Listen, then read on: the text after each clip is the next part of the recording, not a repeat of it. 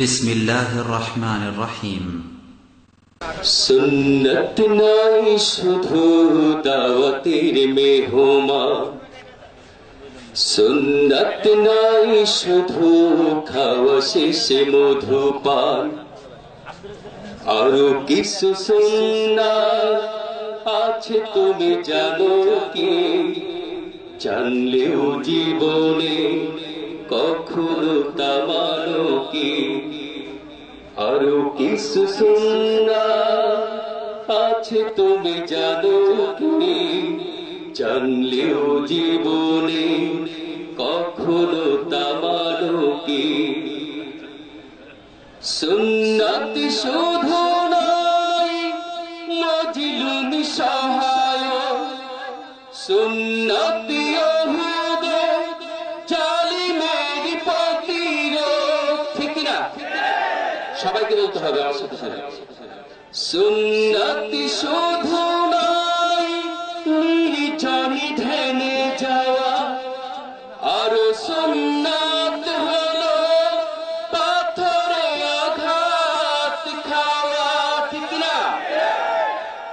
সুন্নাত শুধু নয় মজলুম সহায়ক, সুন্নাত ইহুদে জালিমের প্রতিরোধ, সুন্নাত শুধু নয় নির্জনে ধ্যানে যাওয়া, আরো সুন্নাত হলো পাথরে আঘাত খাওয়া। মুহাব্বতে তার সুদিনের সাথী তুমি, দুর্দিনেও তার পাশে থাকো কি? আরো কিছু সুন্নাত আছে তুমি জানো কি? জানলেও জীবনে কখনো তা মানো কি? সুন্নতি কোরআনে সমাজ বিনির্মাণে বৈরী সকল পথ মাড়িয়ে চলা, সুন্নতি দাওয়াতে দিনের পাশাপাশি ইসলামের রক্ষায় হাতে তলোয়ার তোলা। ঠিক না? সুন্নতি কোরআনে সমাজ বিনির্মাণে বৈরী সকল পথ মাড়িয়ে চলা, সুন্নতি দাওয়াতে দিনের পাশাপাশি ইসলামের রক্ষায় হাতে তলোয়ার তোলা। সুন্নাত শুধু নয় নমনীয় আলাপ, সুন্নাত প্রয়োজনে হুঙ্কার গর্জন। ঠিক না? সুন্নাত শুধু নয় নিশ্চরতে যাওয়া, আর সুন্নাত হলো রাষ্ট্রনায়ক হওয়া। ঠিক না?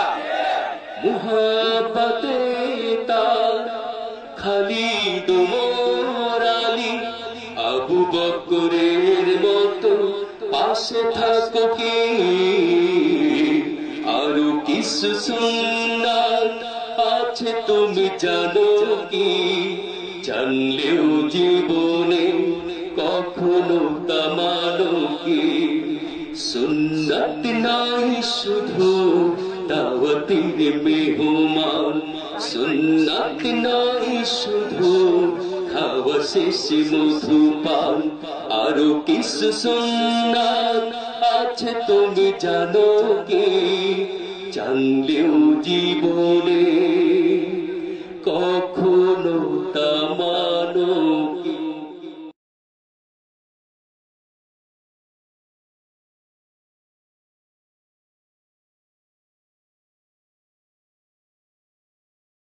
السلام عليكم ورحمة الله وبركاته. الحمد لله نحمده ونستعينه ونستغفره ونعوذ بالله من شرور أنفسنا ومن سيئات أعمالنا من يهده الله فلا مضل له ومن يضلله فلا هادي له وأشهد أن لا إله إلا الله وحده لا شريك له وأشهد أن محمدا عبده ورسوله أما بعد فإن خير الحديث كتاب الله وخير الهدي هدي محمد صلى الله عليه وسلم وشر الأمور محدثاتها وكل محدثة بدعة وكل بدعة ضلالة وكل ضلالة في النار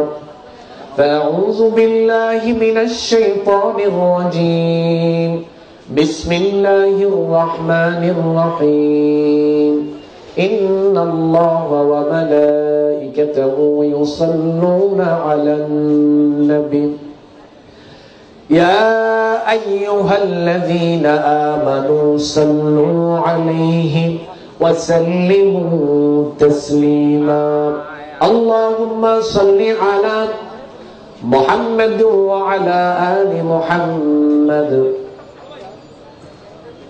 সবচেয়ে উত্তম দুরূদের নাম কি বলেন তো? পিছনের সবাই শুনতে পাচ্ছেন? সবচেয়ে উত্তম দুরূদের নাম কি? আরো জোরে, সবচেয়ে উত্তম দুরূদের নাম কি?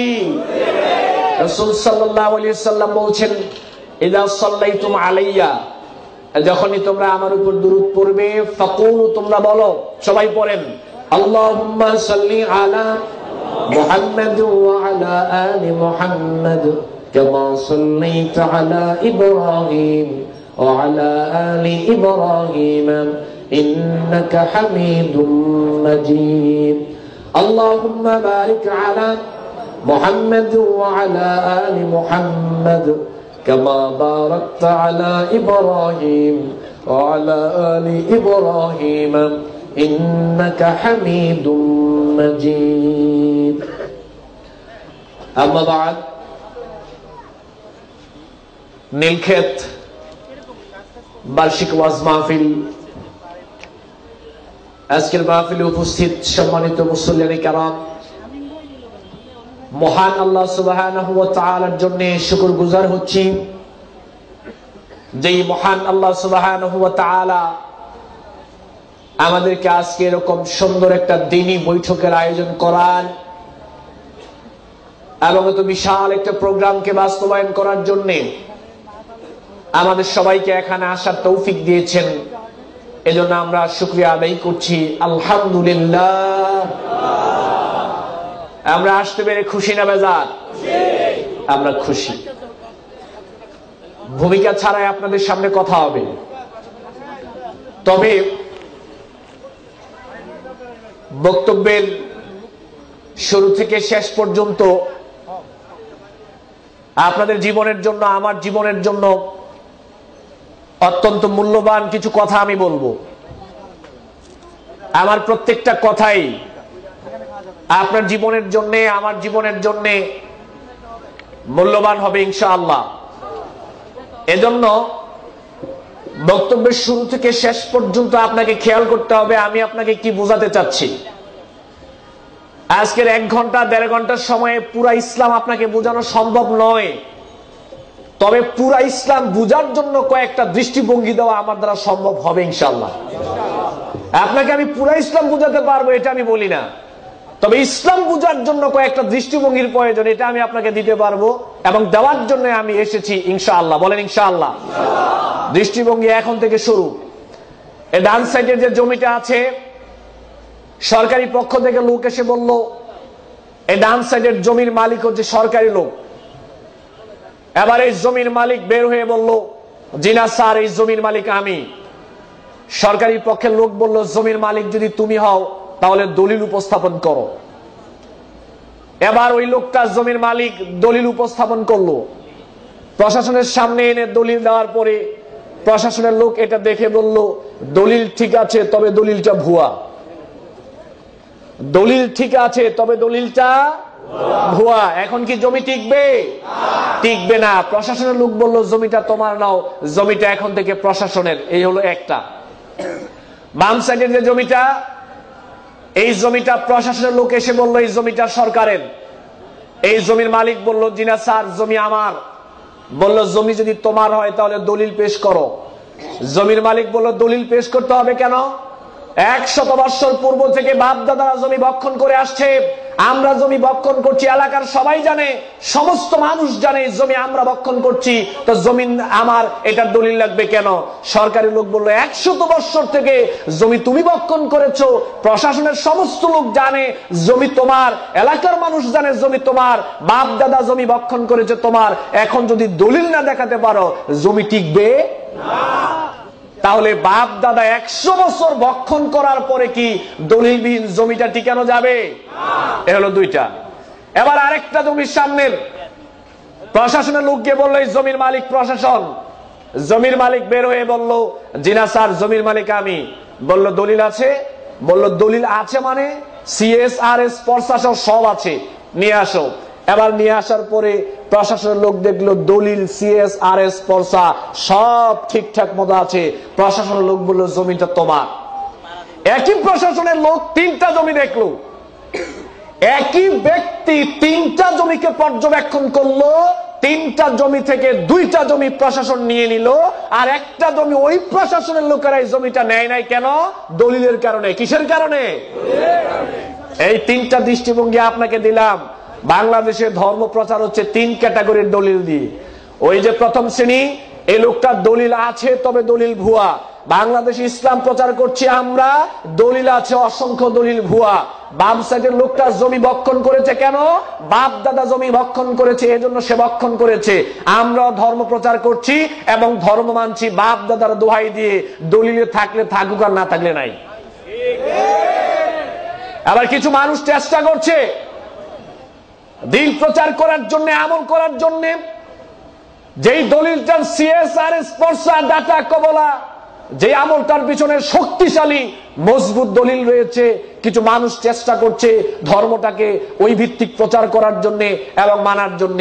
এবার আপনাকে আমি আগেই বলেছি, একদিনে আমি আপনাকে পূর্ণাঙ্গ ইসলাম শিক্ষা দিতে পারবো না, তবে আপনাকে সচেতন হতে হবে। প্রাথমিকভাবে ধর্ম মানতে গেলে, ধর্ম বুঝতে গেলে আপনার সামনে 3 ক্যাটাগরির দলিল আসবে। একটা আসবে দলিল তবে ভুয়া, আর একটা আসবে দলিল নাই, আর একটা আসবে দলিল দিয়ে। মানবেন কোনটা? পিছন থেকে মানবেন কোনটা? নির্দিষ্ট কোন দল বা কোনো কিছুর পিছনে আপনাকে ডাকতে আসেনি, কোন কিছু থেকে আপনাকে বের করতে আসেনি, আপনাকে এসেছি ইসলামের ভিতরে ঢোকার জন্য। ইসলামের ভিতরে ঢুকতে হলে কিছু দৃষ্টিভঙ্গি এখন আপনাকে শিখে দিতে হবে। এখন এই হলো প্রথম কথা। এবার দেখেন, এদেশের মাটিতে 100 বছর ধরে ইসলাম প্রচার হচ্ছে এমন ভাবে, আর আপনারা ইসলাম শিখছেন এমন ভাবে। দেখেন, আপনাকে বোঝানোর জন্য আমি একটা উদাহরণ এভাবে পেশ করছি। একটা পুরুষ ওয়াজ মাহফিলে আসলো, 3 থেকে 4 ঘন্টা পর্যন্ত লোকটা ওয়াজ মাহফিল শুনলো। এবার বাড়িতে যাওয়ার পর স্ত্রী বলল, আমি তো মাহফিলে যেতে পারিনি, তুমি তো মাহফিলে গিয়েছ, তো বক্তা কি আলোচনা করেছে আমাকে একটু বলো তো। স্বামী বলল, তোমাকে আমি কি বলবো, আমি তো মূলত বক্তা কি বলে আমি তো সেটা শুনতে যাই নাই, আমি তো মূলত বক্তা কিভাবে বলে ওইটা দেখতে গিয়েছিলাম। এদেশের মাটিতে 100 বছর ধরে ইসলাম প্রচার হচ্ছে এমন ভাবে, এদেশের মাটিতে মানুষ ইসলাম শিখছে এমন ভাবে, এদেশের মাটিতে এখন ইসলাম প্রচার হচ্ছে এমন ভাবে, এদেশের মাটিতে এখন অসংখ্য মুসল্লিরা ইসলাম শিখছে এমন ভাবে, বক্তব্যের মাধ্যমে ওয়াজ শুনতে যায় না, মূলত বক্তা কিভাবে বলে ওইটা শুনতে যায়, কি বলে সেটা শুনতে যায় না। এই ইসলাম শিখবে কি করে? ইসলাম শিখার জন্য ওয়াজ মাহফিলে এসেছেন, বক্তা কিভাবে বলে ওইটা যদি আপনি দেখেন, কিয়ামতের আগ পর্যন্ত আপনি ওয়াজ শুনতে পারবেন, মৃত্যুর আগ পর্যন্ত ওয়াজ মাহফিলে যেতে পারবেন, হেদায়েত পাবেন না। আর যদি মনোযোগ দিয়ে কি বলে, হেদায়েতের নিয়তে, আমলের নিয়তে আপনি যদি কথাগুলো শ্রবণ করেন তো নিজেও উপকৃত হতে পারবেন, পরিবারকে উপকৃত করতে। 2 নাম্বার, এবার দেখেন, এর নাম হচ্ছে ওয়াজ মাহফিল। এই মঞ্চের নাম কি? ওয়াজ মাহফিল। এদেশের মানুষ ওয়াজ বলতে কি বুঝে আর আমরা ওয়াজ বলতে কি বুঝাচ্ছি আমি নিজেও জানি না। আপনারা ওয়াজ বলতে কি বুঝেন, আমরা বক্তারা ওয়াজ বলতে কি বুঝাচ্ছি এটা আমরা নিজেরাও জানি না। তবে অনেক গবেষণা করে চিন্তা করলাম ওয়াজ মাহফিল বলতে কি আপনাদেরকে একটু বোঝানো দরকার। কারণ এত কষ্ট করে দূর দূরান্ত থেকে আপনারা ওয়াজ মাহফিলে আসেন, আসলে ওয়াজ মাহফিল বলতে কি বুঝায় এটা কি জানার দরকার আছে না? আমি একটু জানাচ্ছি। দেখেন, স্টেজে আপনারা গণ্যমান্য ব্যক্তিরা আছেন, আমি চাই এলিট পারসন যারা, শিক্ষিত মানুষ যারা, সচেতন মানুষ যারা, যুবক যারা, আমি আপনাদেরকে বিশেষভাবে দৃষ্টি আকর্ষণ করছি। খুব বেশি সময় আমি বক্তব্য দিব না, তবে আপনার মনটাকে আমি চাচ্ছি, আবেগটাকে না বিবেকটাকে চাচ্ছি, আমি কি বোঝাতে চাচ্ছি আপনি একটু বোঝার চেষ্টা করবেন। আল্লাহ যেন তৌফিক দেন, বলেন আমিন। ওয়াজ শব্দটা হচ্ছে বাংলা, আরবি শব্দটা হচ্ছে ওয়াজুন। ওয়াজুন শব্দের অর্থ হচ্ছে উপদেশ, নসিহত। আপনারা এত বিশাল জনস্রোত এখানে এসেছেন উপদেশ নেওয়ার জন্য, আর আমরা যারা এখানে বক্তব্য দিতে এসেছি আমরা এসেছি উপদেশ দেওয়ার জন্য।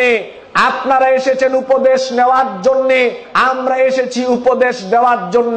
এখন আপনারা উপদেশ নিবেন কি দিয়ে আর আমরা দিব কি দিয়ে এটা এখনই বলবেন আল্লাহ।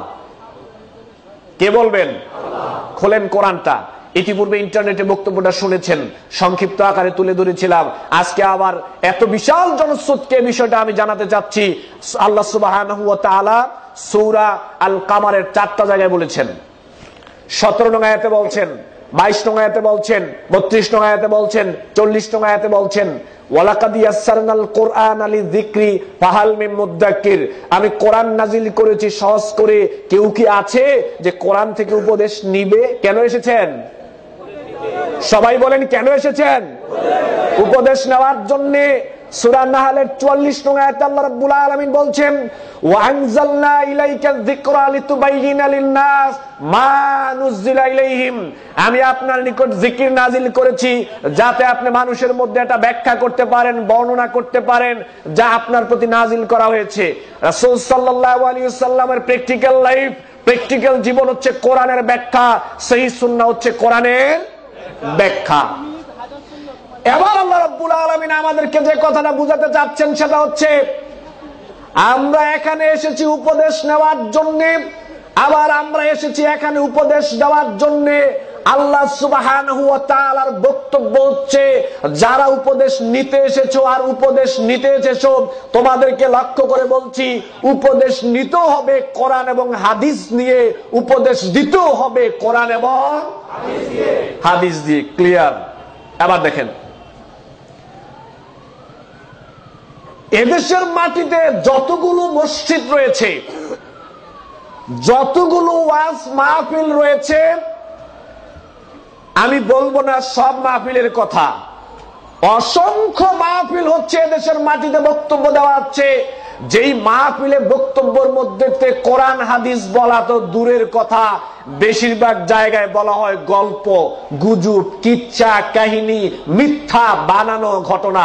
কেন? ওয়াজ করার জন্য কি কোরআন হাদিস যথেষ্ট না? আল্লাহ বলছে ওয়াজ করবে কোরআন এবং হাদিস দিয়ে। ধর্মের মধ্যে এত পার্থক্য কেন? আলেম ওলামাদের মধ্যে এত মতভেদ কেন? আলেম ওলামাদের মধ্যে, ধর্মের মধ্যে এত ঝামেলা হওয়ার কারণ হচ্ছে কিছু মানুষ চেষ্টা করছে কোরআন এবং হাদিস ভিত্তিক দিন প্রচার করার জন্য, আর কিছু মানুষ দিন প্রচার করছে গল্প গুজব কিচ্ছা কাহিনী দিয়ে। তো সংঘর্ষ তো হবেই। একই মঞ্চে আমি বসলাম, এই একই মঞ্চে আরেকটা বক্তাকে এনে বসান, আমি যে কোরআন থেকে কথা বলছি সে যদি একই কোরআন থেকে কথা বলে তো কোনো সমস্যা হবে? আমি এখানে কোরআন থেকে কথা বললাম, আরেকটা বক্তা এখানে বসে গল্প গুজব কিচ্ছা কাহিনী বলে চলে গেলে সংঘর্ষ তো হবে। সচেতন হতে হবে মসজিদ কমিটিকে, সচেতন হতে হবে জনস্রোতকে, সচেতন হতে হবে মসজিদের সভাপতিকে, সচেতন হতে হবে এলাকার দায়িত্বশীলকে, সচেতন হতে হবে সমাজের দায়িত্বশীলকে। যখন খতিব সাহেব মিম্বরে দাঁড়াবে, বক্তা সাহেব চেয়ারে বসবে ওয়াজ করার জন্য, হাতের মধ্যে কোরআন তুলে দিয়ে বক্তাকে বলবেন কোরআন থেকে কথা বলেন, ধর্ম জানতে চাই। খতিব সাহেবকে বলবেন, খতিব সাহেবের হাতে কোরআন তুলে দিবেন, খতিব সাহেবের হাতে হাদিসের কিতাব তুলে দিবেন, দিয়ে বলবেন কোরআন এবং হাদিস থেকে কথা বলেন, ধর্ম জানতে চাই, ধর্ম মানার পরে মেনে জান্নাত চাই। গল্প গুজব কিচ্ছা কাহিনী মানলে জান্নাত পাওয়া যাবে না।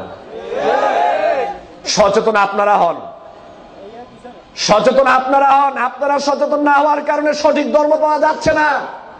সঠিক ধর্ম পেতে হলে আপনাদেরকে সচেতন হতে হবে। একটা দৃষ্টিভঙ্গি দিয়ে গেলাম, সেটা হলো শুধুমাত্র আপনি বক্তাকে, খতিব সাহেবকে বাধ্য করেন কোরআন এবং হাদিস ভিত্তিক কথা বলতে। দেখেন কোরআন এবং হাদিস ভিত্তিক কথা বলতে গেলে দেখবেন সঠিক কোনটা এটা এমনি বের হয়ে চলে আসবে। তাহলে উপদেশ নিতে হবে, দিতে হবে কোরআন এবং হাদিস থেকে। উপদেশ নেওয়ার আরেকটা জায়গা, এটা বলার পরে আমি বক্তব্যে ঢুকবো।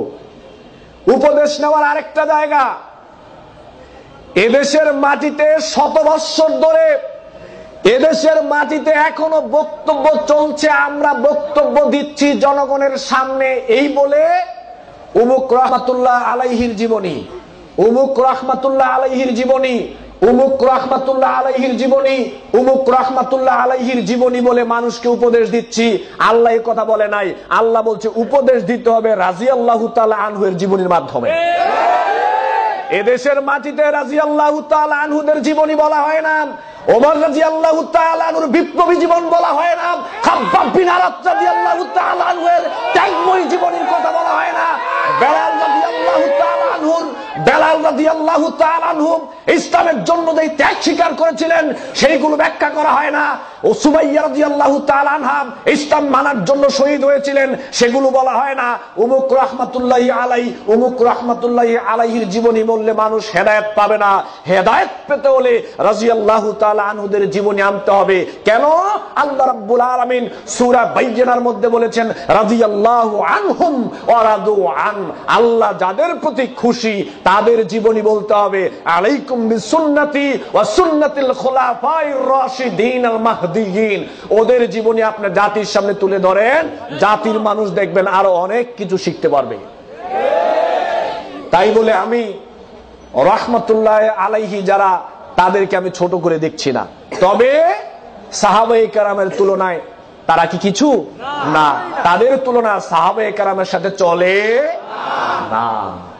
সম্মানিত উপস্থিতি, যে কোনো মানুষ আপনার সামনে বক্তব্য দেওয়ার সময় উমুক রাহমাতুল্লাহি আলাই, তুমুক রাহমাতুল্লাহি আলাই, উমুক রাহমাতুল্লাহি আলাইহির জীবনী যদি বলে ওয়াজ করে, ঠাস করে মাঝে থেকে দাঁড়িয়ে বলবেন যে হুজুর রাদিয়াল্লাহু তাআলা আনহুর জীবনী বলেন, ওয়াজ শুনতে চাই, রাদিয়াল্লাহু তাআলা আনহুর জীবনী বলেন, ধর্ম জানতে চাই। তাদের জীবনীর মধ্যেই খুঁজে পাওয়া যাবে ইসলামের দিক নির্দেশনা, ঠিক কিনা?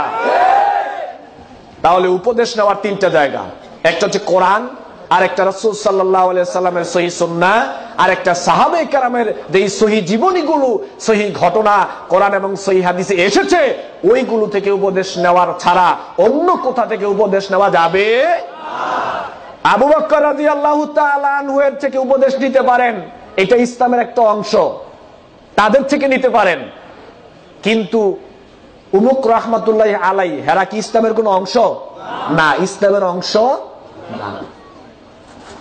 সম্মানিত উপস্থিতি, তাহলে এই যে দৃষ্টিভঙ্গিগুলো এখন আপনাদের সামনে আমি উপস্থাপন করলাম, এই যে দৃষ্টিভঙ্গিগুলো এখন আপনাদের সামনে উপস্থাপন করলাম, এটা কি কোনো নির্দিষ্ট মাযহাবের, নির্দিষ্ট মতবাদের, নির্দিষ্ট কোনো দলের কোনো কারো দৃষ্টিভঙ্গি, না কোরআন সুন্নাহর দৃষ্টিভঙ্গি?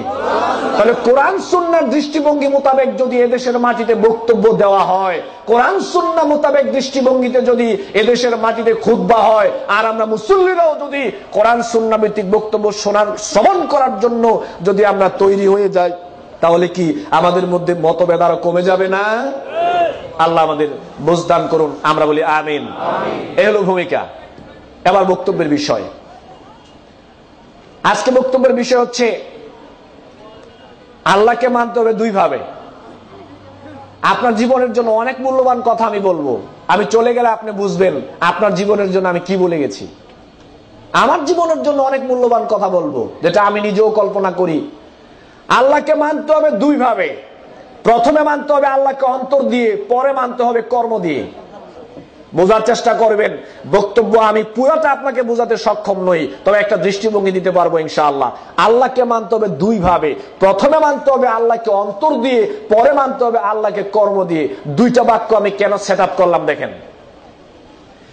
আপনি আল্লাহকে কর্ম দিয়ে মানেন, আপনি সালাত আদায় করেন, সিয়াম পালন করেন, রমজানের সিয়াম পালন করেন, নফল সিয়াম পালন করেন, হজ করেন, ওমরা করেন, যাকাত দেন, তাবলীগের কাজ করেন, তারপরে আপনি দ্বীনের কাজ করেন, তারপরে আপনি সেখানে জিকির আজগার করেন, আরো অন্যান্য ভালো আমল করেন। আপনার কর্মগতভাবে আল্লাহকে মানাটা এত যে মাটি থেকে শুরু করে আসমান পর্যন্ত ঠেকে গেছে আল্লাহকে কর্মগতভাবে মানতে, কিন্তু অন্তর্গতভাবে আপনি আল্লাহকে মানতে পারলেন না। কর্মগতভাবে আল্লাহকে মানা এক তাও কাজে আসবে না, এক তাও না।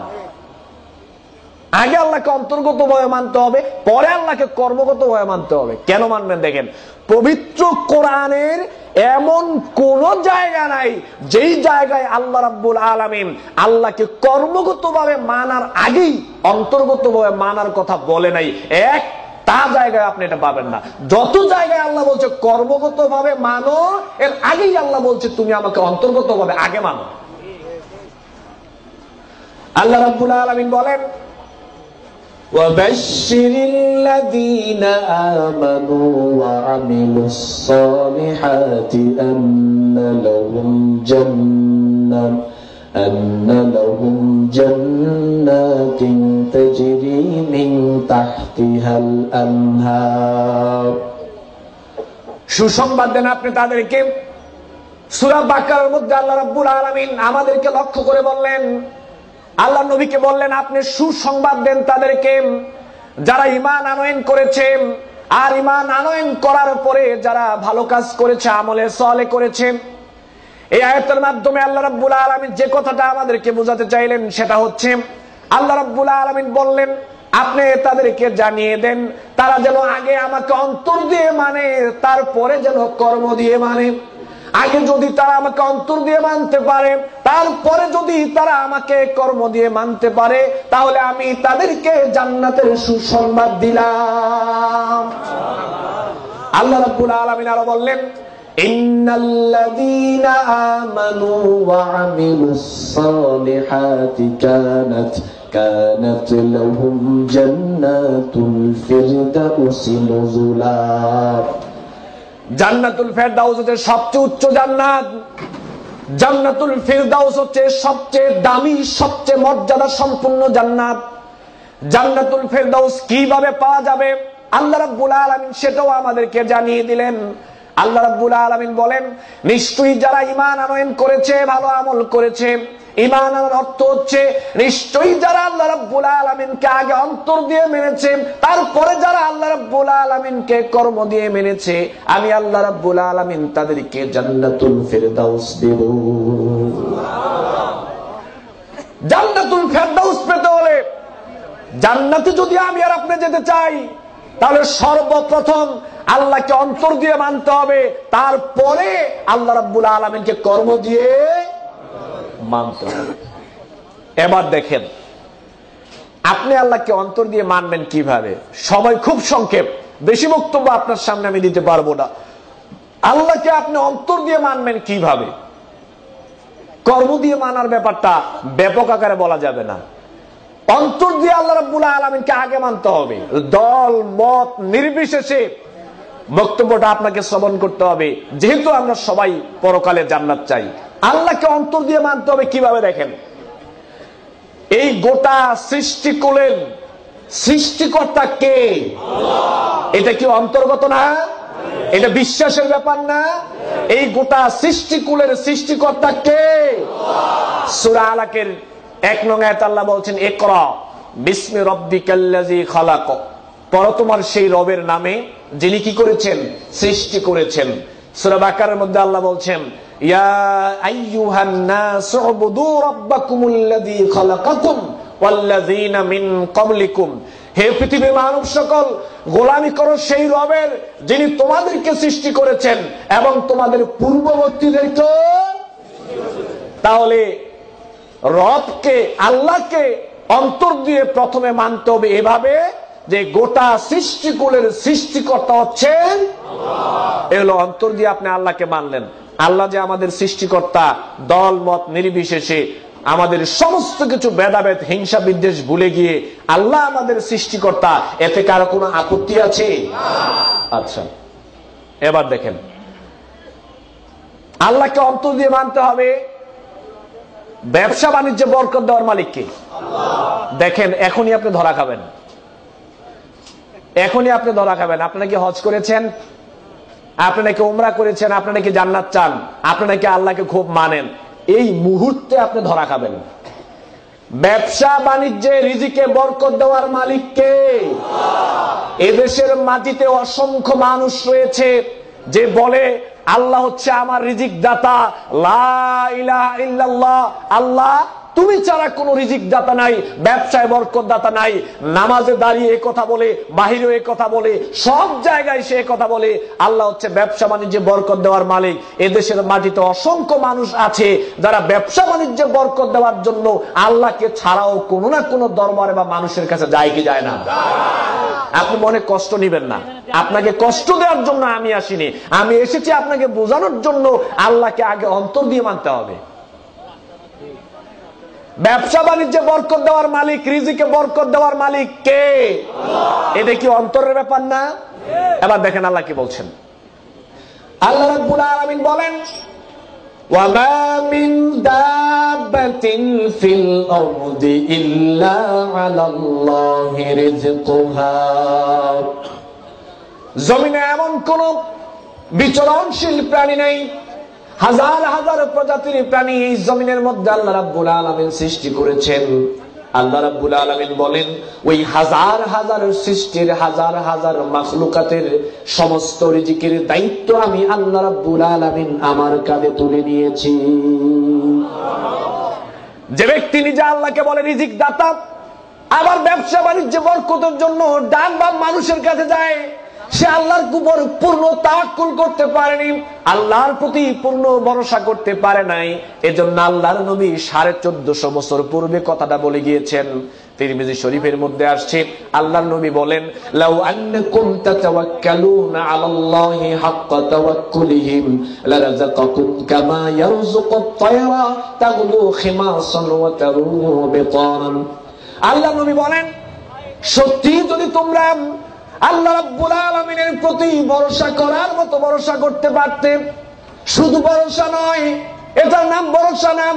আপনি আল্লাহকে বললেন আপনি আমার রিজিক দাতা, আবার মানুষের দরবারে গেলেন আপনি রিজিকে বরকতের জন্য, এটা ভরসা করার মতো ভরসা করা হয় নাই। আল্লাহ নবী বলেন, সত্যি যদি তোমরা আল্লাহ রাব্বুল আলামিনের প্রতি ভরসা করার মতো ভরসা করতে পারতে, তাহলে একটা পাখি সকালবেলা খালি পেটে ঘর থেকে বের হয়ে যায়, সে জানে না কোথায় তার রিজিক রয়েছে, তার কোনো ব্যবসা নেই, তার কোনো চাকরি নেই, সে জানে না কোথায় তার খাবার রয়েছে। আবার ঠিকই দেখা যায় সন্ধ্যাবেলায় ভরা পেটে ঘরে ফিরে আসে, বাচ্চার জন্য খাবার নিয়ে আসে। আল্লাহর নবী বলেন, সত্যি যদি তোমরা এককভাবে রিজিকের জন্য এককভাবে আল্লাহ রাব্বুল আলামিনের প্রতি ভরসা করার মতো ভরসা করতে পারতেন, তাহলে ওই পাখিকে রিজিক দেওয়ার মতোই আল্লাহ তোমাদের রিজিকের ব্যবস্থা করে দিতেন। তাহলে মানুষের দরবারে, কোন বাবার দরবারে ব্যবসা বাণিজ্যে বরকতের জন্য যদি আপনি যান, তো আল্লাহকে রিজিক দাতা হিসেবে অন্তর দিয়ে কি আপনি মানতে পারলেন? দেখেন, আজকে আপনি এখানে ব্যবসায়ী মানুষ সবাই, দেখেন ভাইয়েরা, এখানে আপনারা সবাই ব্যবসা করেন, বেশিরভাগ মানুষ ব্যবসায়ীদের উদ্যোগে আজকে ওয়াজ মাহফিল।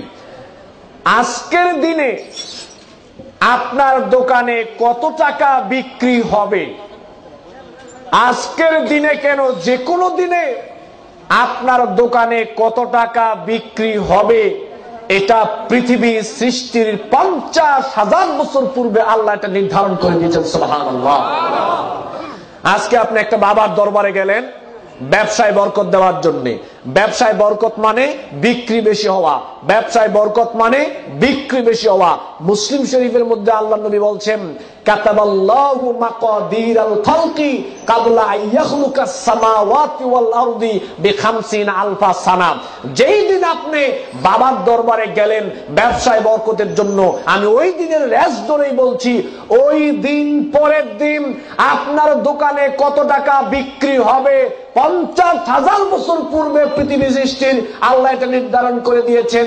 আল্লাহ যদি লিখে রাখেন আজকে আপনার দোকানে বিক্রি হবে 1000 টাকা, লাভ হবে, 10টা বাবার দরবারে গেল 1001 টাকা লাভ দেওয়ার মতো ক্ষমতা পৃথিবীর কারোই নেই। এর নাম ঈমান, এর নাম আল্লাহকে অন্তর দিয়ে মানা। ঠুকঠাক সেজদা দিলে আল্লাহকে অন্তর দিয়ে মানা হয় না।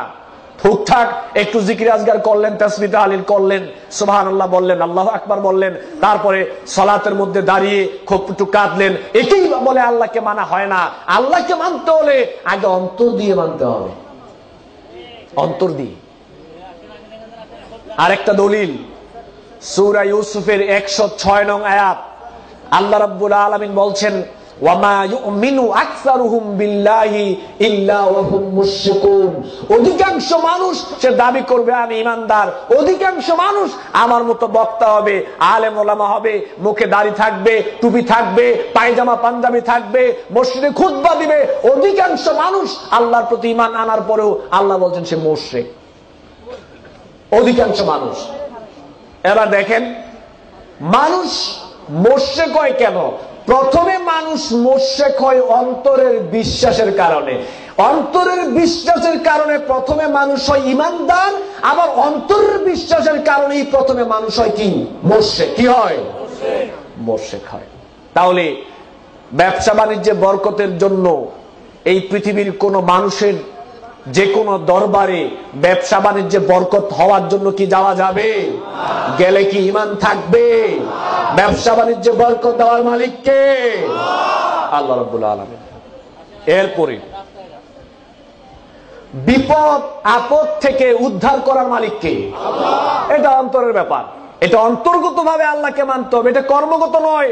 অন্তর্গতভাবে আপনাকে আগে মানতে হবে যে সমস্ত বিপদ আপদ বালা মুসিবত থেকে উদ্ধার করার মালিক হচ্ছেন এককভাবে আল্লাহ। এদেশের মাটিতে অসংখ্য নামদারি মুসলিম রয়েছে যারা দাবি করছে মুসলিম, লেবাসে বোঝা যায় অনেক বড় মুসলিম, কিন্তু বিপদে পড়ার পরে আল্লাহকে না ডেকে অন্য কোন মানুষের কাছে ধরনা ডাকাডাকি করছে না। বিভিন্ন আলেম ওলামা, পীর বুজুর্গ, ওলি আউলিয়া দরবেশকে বিপদে পড়ে ডাকে, আল্লাহকে না ডেকে। এরকম কি হচ্ছে না বাংলাদেশে? আপনি মনে কষ্ট নিয়েন না, আপনাকে কষ্ট দেওয়ার জন্য বলছি না, আপনাকে শুধু বোঝাতে যাচ্ছি আগে অন্তর দিয়ে আল্লাহকে মানতে হবে। সূরা আনআম 117 নং আয়াত, শুধু 17 নং আয়াত, আল্লাহ রাব্বুল আলামিন বলছেন, ওয়া ইয়ামসাসকাল্লাহু বিদুররিন ফালা কাশিফা লাহু। আল্লাহ রাব্বুল আলামিন বললেন যে আমি যদি তোমাকে কোনো বিপদ আপদ বালা মুসিবত দেই, পৃথিবীর কোন মানুষ তোমাকে সেই বিপদ থেকে উদ্ধার করতে পারবে না। আমি আল্লাহ যদি তোমাকে কোনো বিপদ দিতে ইচ্ছা করি, ওই বিপদ আপদ পৃথিবীর কোন মানুষ ঠেকাতে পারবে না। তিরমিজি শরীফের একটা হাদিস, রাসূল সাল্লাল্লাহু আলাইহি সাল্লাম বলছেন, লাউ ইজতামাত আলা আইয়ানফাউকা বিশাইইন লাম ইয়ানফাউকা ইল্লা বিশাইইন কাদ কাতাবাল্লাহু লাক, লাউ ইজতামাত আলা আইয়াদুররুকা বিশাইইন লাম ইয়াদুররুকা ইল্লা বিশাইইন কাদ কাতাবাল্লাহু আলাইক। রাসূল সাল্লাল্লাহু আলাইহি সাল্লাম বলছেন, জেনে রাখো তোমার কল্যাণ আর অকল্যাণ, পৃথিবীর সমস্ত শক্তি যদি একত্রিত হয় তোমার কোন উপকার করার জন্য, উপকার ততটুকুই করতে পারবে যতটুকু আল্লাহ সুবহানাহু ওয়া তাআলা লিখে দিয়েছেন। সুবহানাল্লাহ। পৃথিবীর সমস্ত শক্তি যদি একত্রিত হয় তোমার কোনো ক্ষতি করার জন্য, ক্ষতি ততটুকুই করতে পারবে যতটুকু আল্লাহ সুবহানাহু ওয়া তাআলা নির্ধারণ করে দিয়েছেন। এবার দেখেন দুই একটা বাস্তবতা দেখাই, বাস্তবতা না দেখালে বুঝবেন না। আমি যে গাড়ি দিয়ে মাহফিল করি, গাড়ির ড্রাইভার ময়মনসিংহ থেকে একদিন মাহফিল করে ফেরার পথে গাড়ির ড্রাইভারের সামনে দিয়ে একটা বিড়াল দৌড় মারলো। আমার গাড়ির ড্রাইভার একবারে হাত বেঁধে ধরলো। আমি বললাম কি ব্যাপার ভাই, কি হয়েছে? বললো যে ভাই সামনে দিয়ে বিড়াল গেছে। আমি বললাম তো কি হয়েছে? বললো সামনে যে কোনো বিপদ আছে, আমি বললাম তো এখন কি করতে হবে? বললো গাড়ি একটু পিছনে ব্যাক দিয়ে আবার সামনে নিতে হবে, তাহলে বিপদ চলে যাবে। আমি বললাম তাই নাকি? বললো যে হ ভাই, বাপ দাদা থেকে তো তাই শুনে আসছি, শত শত বছর ধরে শুনে আসছি এরকমই। আমি বললাম গাড়ি পিছনে যাবে না, গাড়ি আজকে সামনে যাবে। হে বললো না ভাই এটা কি বলেন, সামনে যে কোনো বিপদ হতে পারে। বাপ দাদারা বলেছে ভুল বলেছে নাকি, গাড়ি একটু পিছনে ব্যাক দেবো। আমি বললাম যে গাড়ি পিছনে যাবে না, গাড়ির সামনেই যাবে, আমি দেখতে চাই কি বিপদ হয়। আল্লাহর বান্দাকে আমি বুঝাইতেই পারলাম না। অবশেষে পরে আমি বললাম যে ভাই দেখেন, আজকের রাত্রে আমার আপনার ভাগ্যে কি কি বিপদ আপদ লেখা আছে এটা পৃথিবীর সৃষ্টির 50,000 বছর পূর্বে আল্লাহ রাব্বুল আলামিন এটা লিখে দিয়েছেন। এখন গাড়ি পিছনে ব্যাক দিলেও বিপদ হবে, না দিলেও। এরপরে বলছি আজকের রাত্রে আপনার আমার ভাগ্যে কি কি বিপদ আপদ লেখা আছে পৃথিবীর সৃষ্টির 50,000 বছর পূর্বে আল্লাহ এটা নির্ধারণ করে দিয়েছেন। বিড়াল সামনে দিয়ে গেলেও বিপদ হবে, না গেলেও বিপদ হবে। এরপরে বললাম আজকের রাত্রে যদি আপনার এবং আমার ভাগ্যে কোন বিপদ আপদ লেখা না থাকে, বিড়াল একবার কেন, বিড়াল যদি 100 বারও সামনে দিয়ে যায় কোন বিপদ হবে না। তারপরেও বুঝে না, একটু চিন্তা ভাবনা করে বললো কয় আচ্ছা ঠিক আছে আল্লাহ ভরসা। আমি ভাবলাম যে কিছু নইলো তো বুঝছে। আমাকে ফোন করে আমার এক দিনী ভাই বলল যে ভাই আজকে শনিবার, ওয়াইফকে নিয়ে একটু রাস্তায়, ওয়াইফকে নিয়ে একটু বেড়াতে যাব, ওয়াইফ রাজি হচ্ছে না। আমি বললাম কি বলে? ওয়াইফ বলল শনিবারে ঘর থেকে বের হওয়া নাকি বিপদ আপদ, এটা নাকি বিপদ আপদের দিন, এজন্য ওয়াইফ ঘর থেকে বের হতে চাচ্ছে না। তা আমি বললাম আপনি কি করতে চান? বলল ভাই আমাকে একটা জিনিস সলিউশন দেন, আমি কি করতে পারি? আমি কি বললাম যে আপনার ওয়াইফকে আপনি বলবেন শনিবারে আপনাদের ভাগ্যে কি কি বিপদ আপদ বালা মুসিবত আছে পৃথিবী সৃষ্টির 50,000 বছর পূর্বে আল্লাহ রাব্বুল আলামিন এটা নির্ধারণ করে দিয়েছেন। এখন শনিবারে ঘর থেকে বের হলো বিপদ হবে, 14টা কম্বল গায়ে দিয়ে শুয়ে থাকলে বিপদ হবে। এর নাম ঈমান, এর নাম আল্লাহকে অন্তর দিয়ে মানা। পূর্ণাঙ্গ ইসলাম আপনাকে আমি বুঝাতে পারবো না, তবে কিছু একটা দৃষ্টিভঙ্গি আপনাকে দিচ্ছি, অন্তর দিয়ে আল্লাহকে কি মানতে হবে। আমি বললাম আপনার ওয়াইফকে আপনি গিয়ে বলবেন শনিবারে যদি আমাদের ভাগ্যে কোনো বিপদ আপদ লেখা না থাকে, সারা বাংলাদেশ ঘুরলেও কোনো বিপদ আপদ হবে না। আরেকটাই, আমার গাড়ির ড্রাইভারকে ধরলাম, হাতের মধ্যে একটা তাবিজ বাঁধলো। আমি বললাম এটা বাঁধলেন কেন? বলল যে ভাই রাতের বেলা চলাফেরা করি, সাপে টাপে কাটতে পারে, অনেক বিপদ আপদ হয়, এটা সাথে থাকলে বিপদ আপদ হবে না, সে আমাকে বলল। তা আমি বললাম সত্যি কি এটা সাথে থাকলে বিপদ আপদ হবে না? বললো যে না মুরব্বীরা তো তাই বলে। তখন আমি বললাম তো সারা বাংলাদেশের মানুষ যদি এইটা দিয়ে ঘুরি তো কোনো বিপদ আপদই হবে না। আমি বললাম যে ভাই একটা কেন 14টা তাগা এবং তাবিজ নিয়ে যদি হাতের মধ্যে আপনি দিয়ে ঘুরেন যে আপনাকে সাপে কাটবে না, বিপদ আপদ হবে না, আর আল্লাহ যদি লিখে রাখে আপনার ভাগ্যে বিপদ আপদ, 100 তাবিজ হাতে বেঁধে ঘুরলেও কোনো লাভ হবে না। এর নাম ঈমান, এর নাম আল্লাহকে অন্তর দিয়ে মানা। বিপদ থেকে যে কোনো কৌশল অবলম্বন করে বাঁচা যায়, তবে খুযু হিজরাকুম, সতর্কতা অবলম্বন করতে হবে। কিন্তু সতর্কতা অবলম্বন করার পরেও যদি বিপদ আপদ লেখা থাকে তো বিপদ আপদ ঠেকাতে পারবে? একটা দলিল নেন।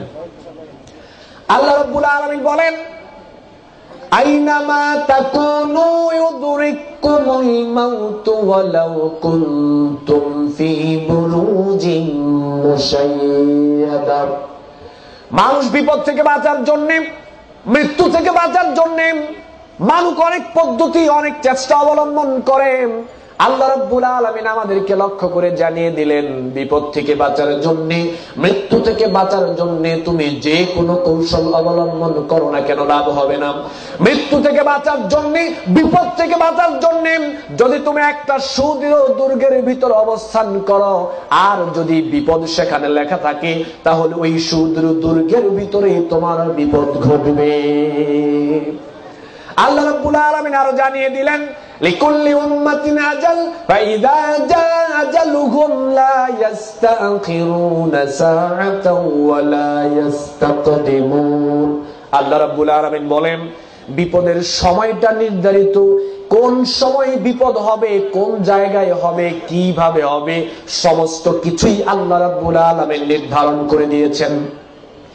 এখন আপনি দেখেন, আপনি সিএনজি দিয়ে রাস্তা দিয়ে চলছেন, আবার সিএনজির ডান সাইডে গিয়ে আপনি বসলেন। আপনি বসার পরে চিন্তা আসলো মনের মধ্যে, সিএনজির ডান সাইডে বসলে অ্যাক্সিডেন্ট হওয়ার সম্ভাবনা রয়েছে। কেন? এটা হাইওয়ে রোডে চলবে, বিশ্ব রোডে চলবে, এজন্য বিপদ থেকে বাঁচার জন্য বাম সাইডে গিয়ে বসলেন। এবার আরো 4 জন সিএনজিতে বসার পরে ড্রাইভার গাড়ি চাললো। ঘটনাক্রমে দেখা গেল সিএনজি চলছে, আর সিএনজিটা রাস্তায় অ্যাক্সিডেন্ট হওয়ার পরে ওই সিএনজিতে কেউ মারা যায় নাই, শুধু মারা গিয়েছেন আপনি। হতে পারে এরকম? হতে পারে অবশ্যই। অথচ মৃত্যু থেকে বাঁচার জন্য, বিপদ থেকে বাঁচার জন্য ডান সাইড থেকে আপনি বাম সাইডে গিয়েছিলেন। আল্লাহ রাব্বুল আলামিনের বক্তব্য হলো বিপদ যদি লেখা থাকে বাঁচার কোনো সুযোগ নেই। আপনি যে ডান সাইড থেকে বাম সাইডে যাওয়ার পরেও যে আপনার মৃত্যু হয়েছে, আল্লাহ রাব্বুল আলামিনের বক্তব্য হলো ওই মৃত্যুটাই তোমাকে ডেকে ডান সাইড থেকে বাম সাইডে নিয়ে গিয়েছে। সুবহানাল্লাহ। বাঁচার কোনো সুযোগ নেই। এরপরে আজকে বাংলাদেশের মানুষ বিপদে পড়লে যাকে ডাকে, আমি তো বলি বিপদে পড়লে আপনারা আল্লাহকে বাদ দিয়ে বিপদে পড়লে আপনি যেই বাবাকে ডাকেন, ওই বাবা বিপদে পড়লে বাবাই নিজেও কিন্তু আল্লাহকেই ডাকে। এটা কিন্তু ভালো করে খেয়াল করবেন। আপনি বিপদে পড়লে যাকে ডাকেন সে নিজে বিপদে পড়লে কিন্তু আল্লাহকেই ডাকে। দেখেন একটা ঘটনা বলি। একজন বক্তার ওয়াজ মাহফিল আমি শুনলাম, উনি ওনার একটা ঘটনা এইভাবে বললেন যে উনি একবার লঞ্চে করে মাহফিলে যাচ্ছেন। তো মাহফিলে যাওয়ার সময় সমুদ্রের উত্তাল তরঙ্গের ঢেউ এসে তার লঞ্চকে আক্রমণ করলো। এবার সমস্ত মানুষ দল মত নির্বিশেষে, ভালো মন্দ ধর্ম বর্ণ নির্বিশেষে একনিষ্ঠভাবে সবাই আল্লাহকে ডাকা শুরু করলো। এখন তো ভূমিকম্প প্রতিরোধের কমিটিও আছে। ভূমিকম্প প্রতিরোধ করার জন্য সমস্ত প্রস্তুতি সম্পূর্ণ। আরে বেটা, তুমি কি ভূমিকম্প সম্পূর্ণ কমপ্লিট করবা? এ বলে ভূমিকম্প প্রতিরোধ করব। তুমি কিসের ভূমিকম্প প্রতিরোধ করবা? সারা পৃথিবীর শক্তি একত্রিত হলো, ভূমিকম্প প্রতিরোধ করা যাবে? এই পৃথিবীতে ভূমিকম্প প্রতিরোধ করার জন্য কোন যন্ত্র আবিষ্কার হয় নাই। এই পৃথিবীতে ভূমিকম্প প্রতিরোধ করার একটা যন্ত্র আবিষ্কার হয়েছে 1450 বছর পূর্বে।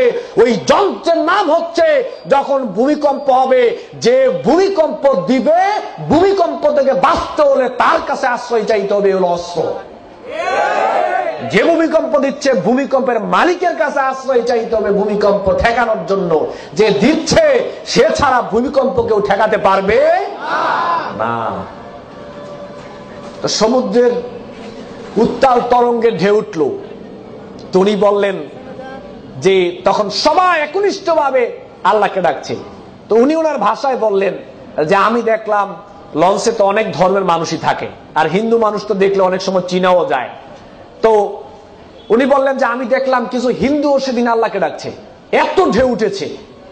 তো তখন তো আর কোনো ক্ষমতা চলে না, টাকা পয়সা চলে না, কারো কোনো ক্ষমতা সমুদ্রের ঢেউর মধ্যে চলে না, টাকা পয়সার গরম চলে না, খতিব সাহেবের বক্তাগিরি চলে না, পীর সাহেবের পীরগিরি চলে না, কারো কোনো কিচ্ছুই সেখানে চলে না। এবার সবাই আল্লাহকে ডাকছে। সে বলল আমি দেখলাম হিন্দু আল্লাহকে ডাকছে। তো উনি বললো আমি হিন্দুকে জিজ্ঞেস করলাম কি ব্যাপার, তোমরা আল্লাহকে ডাকছো কেন? ডাকার কথা তো ভগবানকে। কয় না, এটা ভগবানে পারতো না, এটা থামাই তুলে আল্লাহরই লাগবে। খোলেন কোরআন, 1450 বছর পূর্বে আল্লাহ এই কথাটা কোরআনে বলেছেন। আল্লাহু আকবার। দেখেন দলিল, সূরা আনকাবুতের 65 নং আয়াতে আল্লাহ রাব্বুল আলামিন বললেন فإذا ركبوا في الفلك دعوا الله مخلصين له الدين। মানুষ যখন সমুদ্রের মধ্যে নৌযানে মানুষ যখন চলাচল করে, আরোহণ করে, আর সমুদ্রের উত্তাল তরঙ্গের ঢেউ যখন এসে মানুষকে আক্রমণ করে, তখন মানুষ ভুলে যায় সে কোন দল করে, মানুষ ভুলে যায় সে কোন ধর্মের, মানুষ ভুলে যায় সে বড় না ছোট, পাপী না খারাপ, ভালো মানুষ কিনা, মানুষ সব কিছু ভুলে যায়। তখন মানুষ একনিষ্ঠভাবে শুধু ডাকে আল্লাহকে। ফালাম্মা নাজ্জাহুম ইলাল বাররি ইযা হুম ইউশরিকুন। বিপদে পড়ে ডাকলো আল্লাহকে, আল্লাহ বলছে আমাকে তারা এমন ভাবে ডাকে যে জীবনেও আল্লাহকে ডাকে না, বিপদে বলে সেও আল্লাহকে ডাকে। এমন ভাবে সে আল্লাহকে ডাকে, একনিষ্ঠ ভাবে ইখলাসের সহিত সে আল্লাহকে ডাকে। আল্লাহ বলছেন তখন আমার রহমতের কারণে আমি তাকে বিপদ থেকে উদ্ধার করে দেই। আমি দেখি না সে কোন দল করে, আমি দেখি না সে কোন দলের, আমি দেখি না সে কোন ধর্মের, আমি দেখি না সে পাপী না ভালো। আমার রহমতের কারণে আমি তাকে বিপদ থেকে উদ্ধার করে দেই। আর বিপদ থেকে উদ্ধার হয়ে যাওয়ার পরে আবার যেই কুদু হেলাম। আল্লাহ বলছেন আমি না, আল্লাহ বলছে বিপদ থেকে উদ্ধার হয়ে যাওয়ার পরে আবার একজনে বলে বাবা, একদল বলে ভগবান, একদলে বলে গড। আল্লাহ বলছে তুই মুসলিম না, তুই মুশরিক। আল্লাহ বলছে আমি বলিনি। ইযা হুম ইউশরিকুন। বিপদে পড়ে ডাকে আল্লাহকে, আর বিপদ থেকে যখন আল্লাহ উদ্ধার করে দেয় তখন আবার যেই কুদু হেলাও, তখন আবার মানুষ শিরকে লিপ্ত হয়ে যায়। কথাটা কে বলেছেন বলেন? আল্লাহ রাব্বুল আলামিন বলছেন। দলিল সূরা আনকাবুতের 65 নং আয়াত। তাহলে আল্লাহকে আগে কি দিয়ে মানতে হবে? অন্তর দিয়ে। আল্লাহকে আগে কি দিয়ে মানতে হবে? অন্তর দিয়ে আল্লাহকে মানতে হবে।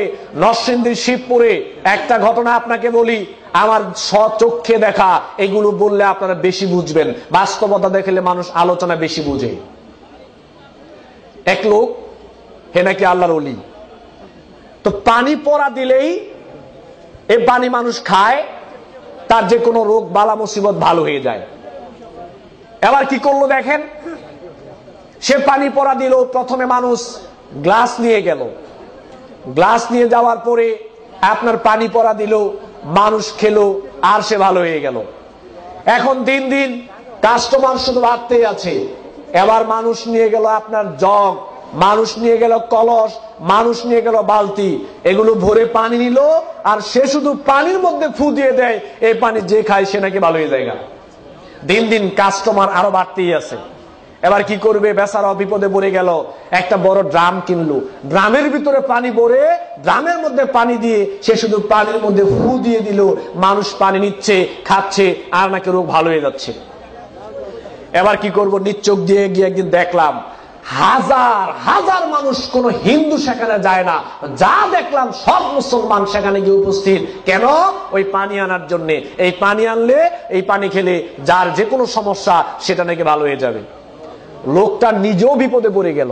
এখন কি করলো দেখেন, মানুষকে ঠেকাতে পারছে না, এত মানুষ সেখানে। সে নিজে একটা মোটর গাড়লো পানির, এতটুকু মোটর তুলে এখান থেকে 6 হাত লম্বা ধরেন একটা পাইপ নিল, পানি উঠছে নিচ থেকে, 6 হাত দূরে গিয়ে পানি পড়ছে। হে শুধু পাইপের মধ্যে ফু দিয়ে দিছে, পানি উঠে নিচ থেকে পাইপের মধ্যে ফু দিছে, পানি পড়তেছে, মানুষ নিচ্ছে, পানি খাচ্ছে, আর নাকি লোক ভালো হয়ে যাচ্ছে। মানুষ মরছে কয় কেন? অন্তরের বিশ্বাসের কারণে। প্রথমে মানুষ মরছে কয় কেন? অন্তরের বিশ্বাসের কারণে। কুমিল্লাতে ইন্টারনেটে, আবার ফেসবুক আইডিতে আপনারা যারা আছেন, আমার প্রোফাইলে আমি শেয়ার করে দিয়েছি, কুমিল্লাতে একটা ঘটনা দেখলাম। হে বলে আল্লাহর ওলি, শেভ করা ইয়ং একটা ছেলে, তার জন্মদিন গেল কয়েকদিন আগে। জন্মদিন উপলক্ষে অসংখ্য নারী, আর হিন্দুদের পূজা মণ্ডপে যেই বাদ্যযন্ত্রটা বাজানো হয়, এটা তার জন্মদিনে বাজানো হচ্ছে, আর নারীরা নৃত্য নাইজ করছে। সে নারীদের মাঝে সে নিজেও নৃত্য নাইজ করছে, হে নাকি আল্লাহর ওলি। এরপরে তার জন্য কেক আনা হলো, এবার তাকে গোসল করানো হবে, ভিডিও ফুটেজ। এবার তাকে গোসল করানো হবে, তাকে গোসল করাচ্ছে নারী, 6-7টা নারী সে লঙ্গি পরে লেংটি দিল, লেংটি দেওয়ার পরে সোজা হয়ে দাঁড়ালো। মহিলা একজন মার পানি ঢালছে, ওই পানি গড়িয়ে পড়ছে। মহিলা একজন হাত মোড়াচ্ছে, একজন এই হাত মোড়াচ্ছে, একজন মুখ মুড়িয়ে দিচ্ছে, একজন ঠ্যাং মুড়িয়ে দিচ্ছে, একজন পা মুড়িয়ে দিচ্ছে। ভিডিও ফুটেজে আমি যেটা দেখলাম, একটা মহিলা দেখলাম যে লঙ্গির ভিতরে হাত দিয়ে মোড়া দিচ্ছে। এরপরে এই পানি মাটিতে পড়তে পারে না, সবাই গ্লাস নিয়ে দাঁড়ানো, বোতল নিয়ে দাঁড়ানো, জগ নিয়ে দাঁড়ানো। ওই আল্লাহর ওলির পানি পড়তেছে, গ্লাসে পানি পড়ছে, আর সবাই পানি খেয়ে ফেলছে। এই পানি খেলে নাকি যে কোনো সমস্যা কেটে যাবে। মানুষ মৎস্য কয় কেন?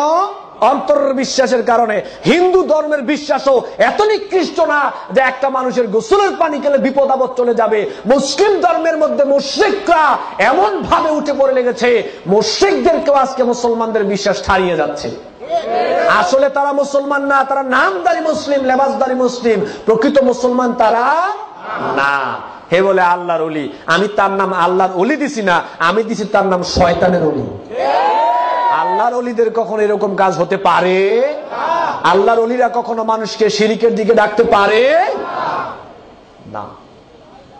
সম্মানিত উপস্থিতি, বিপদ আপদ বালা মুসিবত এই সমস্ত কিছু থেকে উদ্ধার করার মালিক কে? কে বলছে? আল্লাহ। কাজে কর্মে তো আপনাদের ঠিক নেই। বিপদে পড়লেন, এক গ্লাস পানি নিয়ে হুজুরের কাছে গেলেন, গিয়ে বললেন আমার কাছেই ধরেন, অন্য হুজুরা রাগ করবে, আমাকে দিয়ে বোঝাতে হবে, তাহলে খেপবে না। আমার কাছে এসে বললো হুজুর আমাকে একটু পানি পড়া দেন। বললাম কি হয়েছে? বললো বাচ্চা 6 দিন ধরে প্রস্রাব করে না। তো আমি যদি আপনার ছেলেকে পানি পড়া দেই, আপনার ছেলে প্রস্রাব করবে, এটা আপনাকে বলছে কে? আমি হুজুর যদি আপনার ছেলেকে পানি পড়া দেই, আপনার ছেলের বিপদ আপদ কেটে যাবে, মাথা ব্যথা বন্ধ হয়ে যাবে, এটা আপনাকে বলছে কি? একটা দলিল দেন তো পারলে দেখান।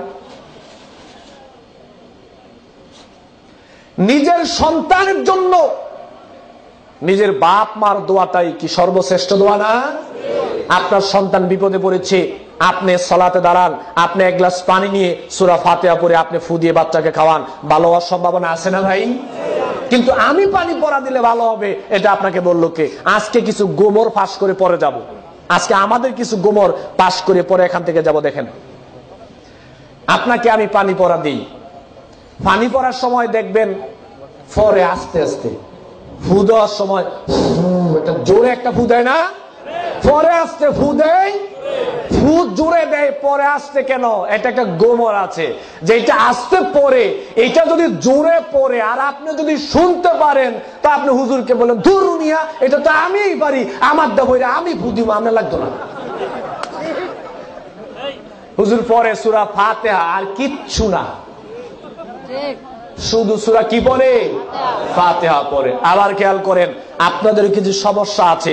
সেই দিন একটা আমাকে বললো যে হুজুর আমার বাপ মা তো মারা গিয়েছে, কয়েক বছর হয়েছে, তো হুজুর আমার বাপ মার জন্য একটু দোয়া করতে হবে, চলেন। আমি বললাম কি ব্যাপার, আপনার বাপ মা কি এখনো জান্নাতে যায় নাই? কারণ প্রত্যেক বছর তো আমাদেরকে নিয়ে দোয়া করান জান্নাতে পাঠানোর জন্য, তার মানে এখন দোয়া করলে বোঝা যাচ্ছে যে আসলে জান্নাতে যায় নাই। কয় ভাই এটা কি বললেন? বললাম যে ভাই এত বোকামি করেন কেন? আপনার বাপ মার জন্য আমি কাবা ঘরের ইমাম সাহেব হতে পারি, আপনার বাপ মার জন্য কাবা ঘরের ইমাম সাহেবও যদি দোয়া করে দোয়া কবুল হবে কোনো গ্যারান্টি নাই। হতেও পারে আবার নাও, কিন্তু সন্তান বাপ মার জন্য দোয়া করলে দোয়া কবুল হবে একেবারে 100% গ্যারান্টি। আপনি আপনার বাপ মার জন্য আমাকে দোয়া করতে বলেন কেন? লজ্জা লাগে নিজের বাপ মার জন্য দোয়া করতে?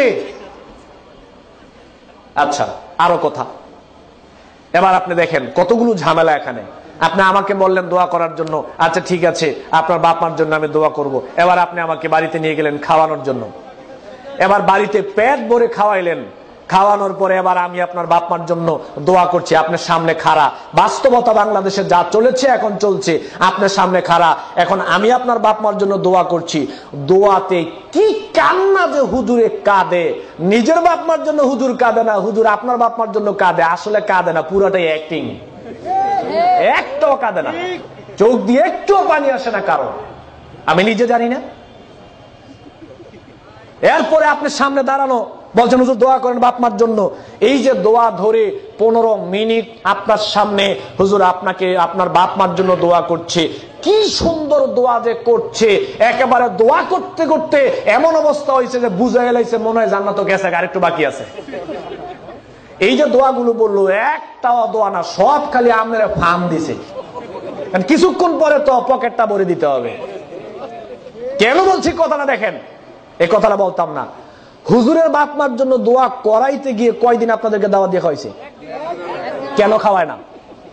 হুজুরের বাপ মার জন্য দোয়া করার জন্য কেন আপনাদেরকে একদিনও দাওয়াত দেওয়া হয় না? আমরা হুজুররা ভালো করে জানি আমগো বাপ মার জন্য আমগো দোয়াটাই কাজে আসবে, আমনে করে আসবে না। আপনারা বুঝেন না, আমগো দোষ নাই, হুজুরগো দোষ নাই, বুঝেন না তো আপনারা। হুজুররা কি করবো? হুজুররাও তো ঠেলাই পরে চাকরি চলে যাবে, বিদায় যেতে হয়। এখন আপনারাই তো হুজুরদেরকে বাধ্য করেন, দায়ী আগে আপনারা। এরপরে দেখেন হুজুরের দোয়ার প্রতি আপনি এত নির্ভরশীল, আপনি তো বুঝতে পারেন না। আমি বক্তব্য দিচ্ছি, আপনি জানেন আমার ইনকামটা হালাল না হারাম? জানেন আমার ইনকাম হারাম হলে মরার আগ পর্যন্ত দোয়া করলে আমি দোয়া, আমার হুজুরের দোয়া কবুল হবে না।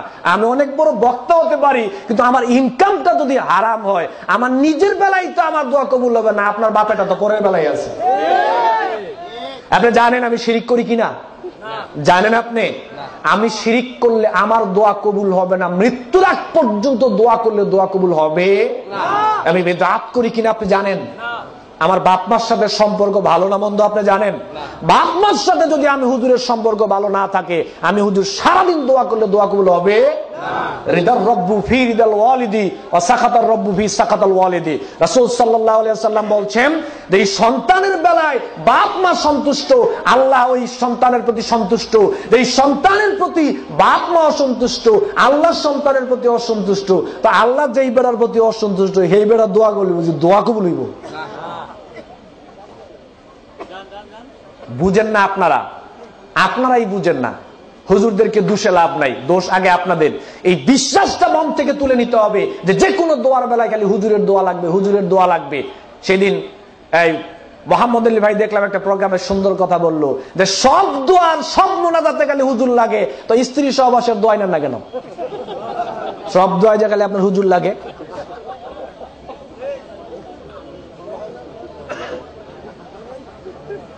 দোয়ার ভার আলেমদের উপর দেওয়া যাবে না। হ্যাঁ, আমাদের উপর দোয়া চাইবেন, আমরাও দোয়া করব, আপনারাও করবেন, কিন্তু কেউ কারো প্রতি একেবারে নির্ভরশীল হওয়া যাবে না। নিজের দোয়াটা নিজের কাছেই নিরাপদ, নিজের বাপ মার কাছেই নিরাপদ। সন্তান বাপ মার জন্য দোয়া করবে, রব্বির হামহুমা কামা রব্বায়ানি সগীরা। এটা কি হুজুরকে শিক্ষা দেওয়া হয়েছে না সন্তানকে বাপ মার বেলায় শিক্ষা দেওয়া হয়েছে? বুঝা উল্টা চলেন আর কি, বুঝেন সবই কিন্তু চলেন উল্টো। সম্মানিত উপস্থিতি, বিপদ আপদ বালা মুসিবত এগুলো দেওয়ার মালিককে, তার উদ্ধার করার মালিককে। তাহলে আশ্রয় চাইতে হবে কার কাছে? আল্লাহর কাছে। এটা অন্তরের ব্যাপার। আগে আল্লাহকে কি দিয়ে মানতে হবে? অন্তর দিয়ে মানতে হবে।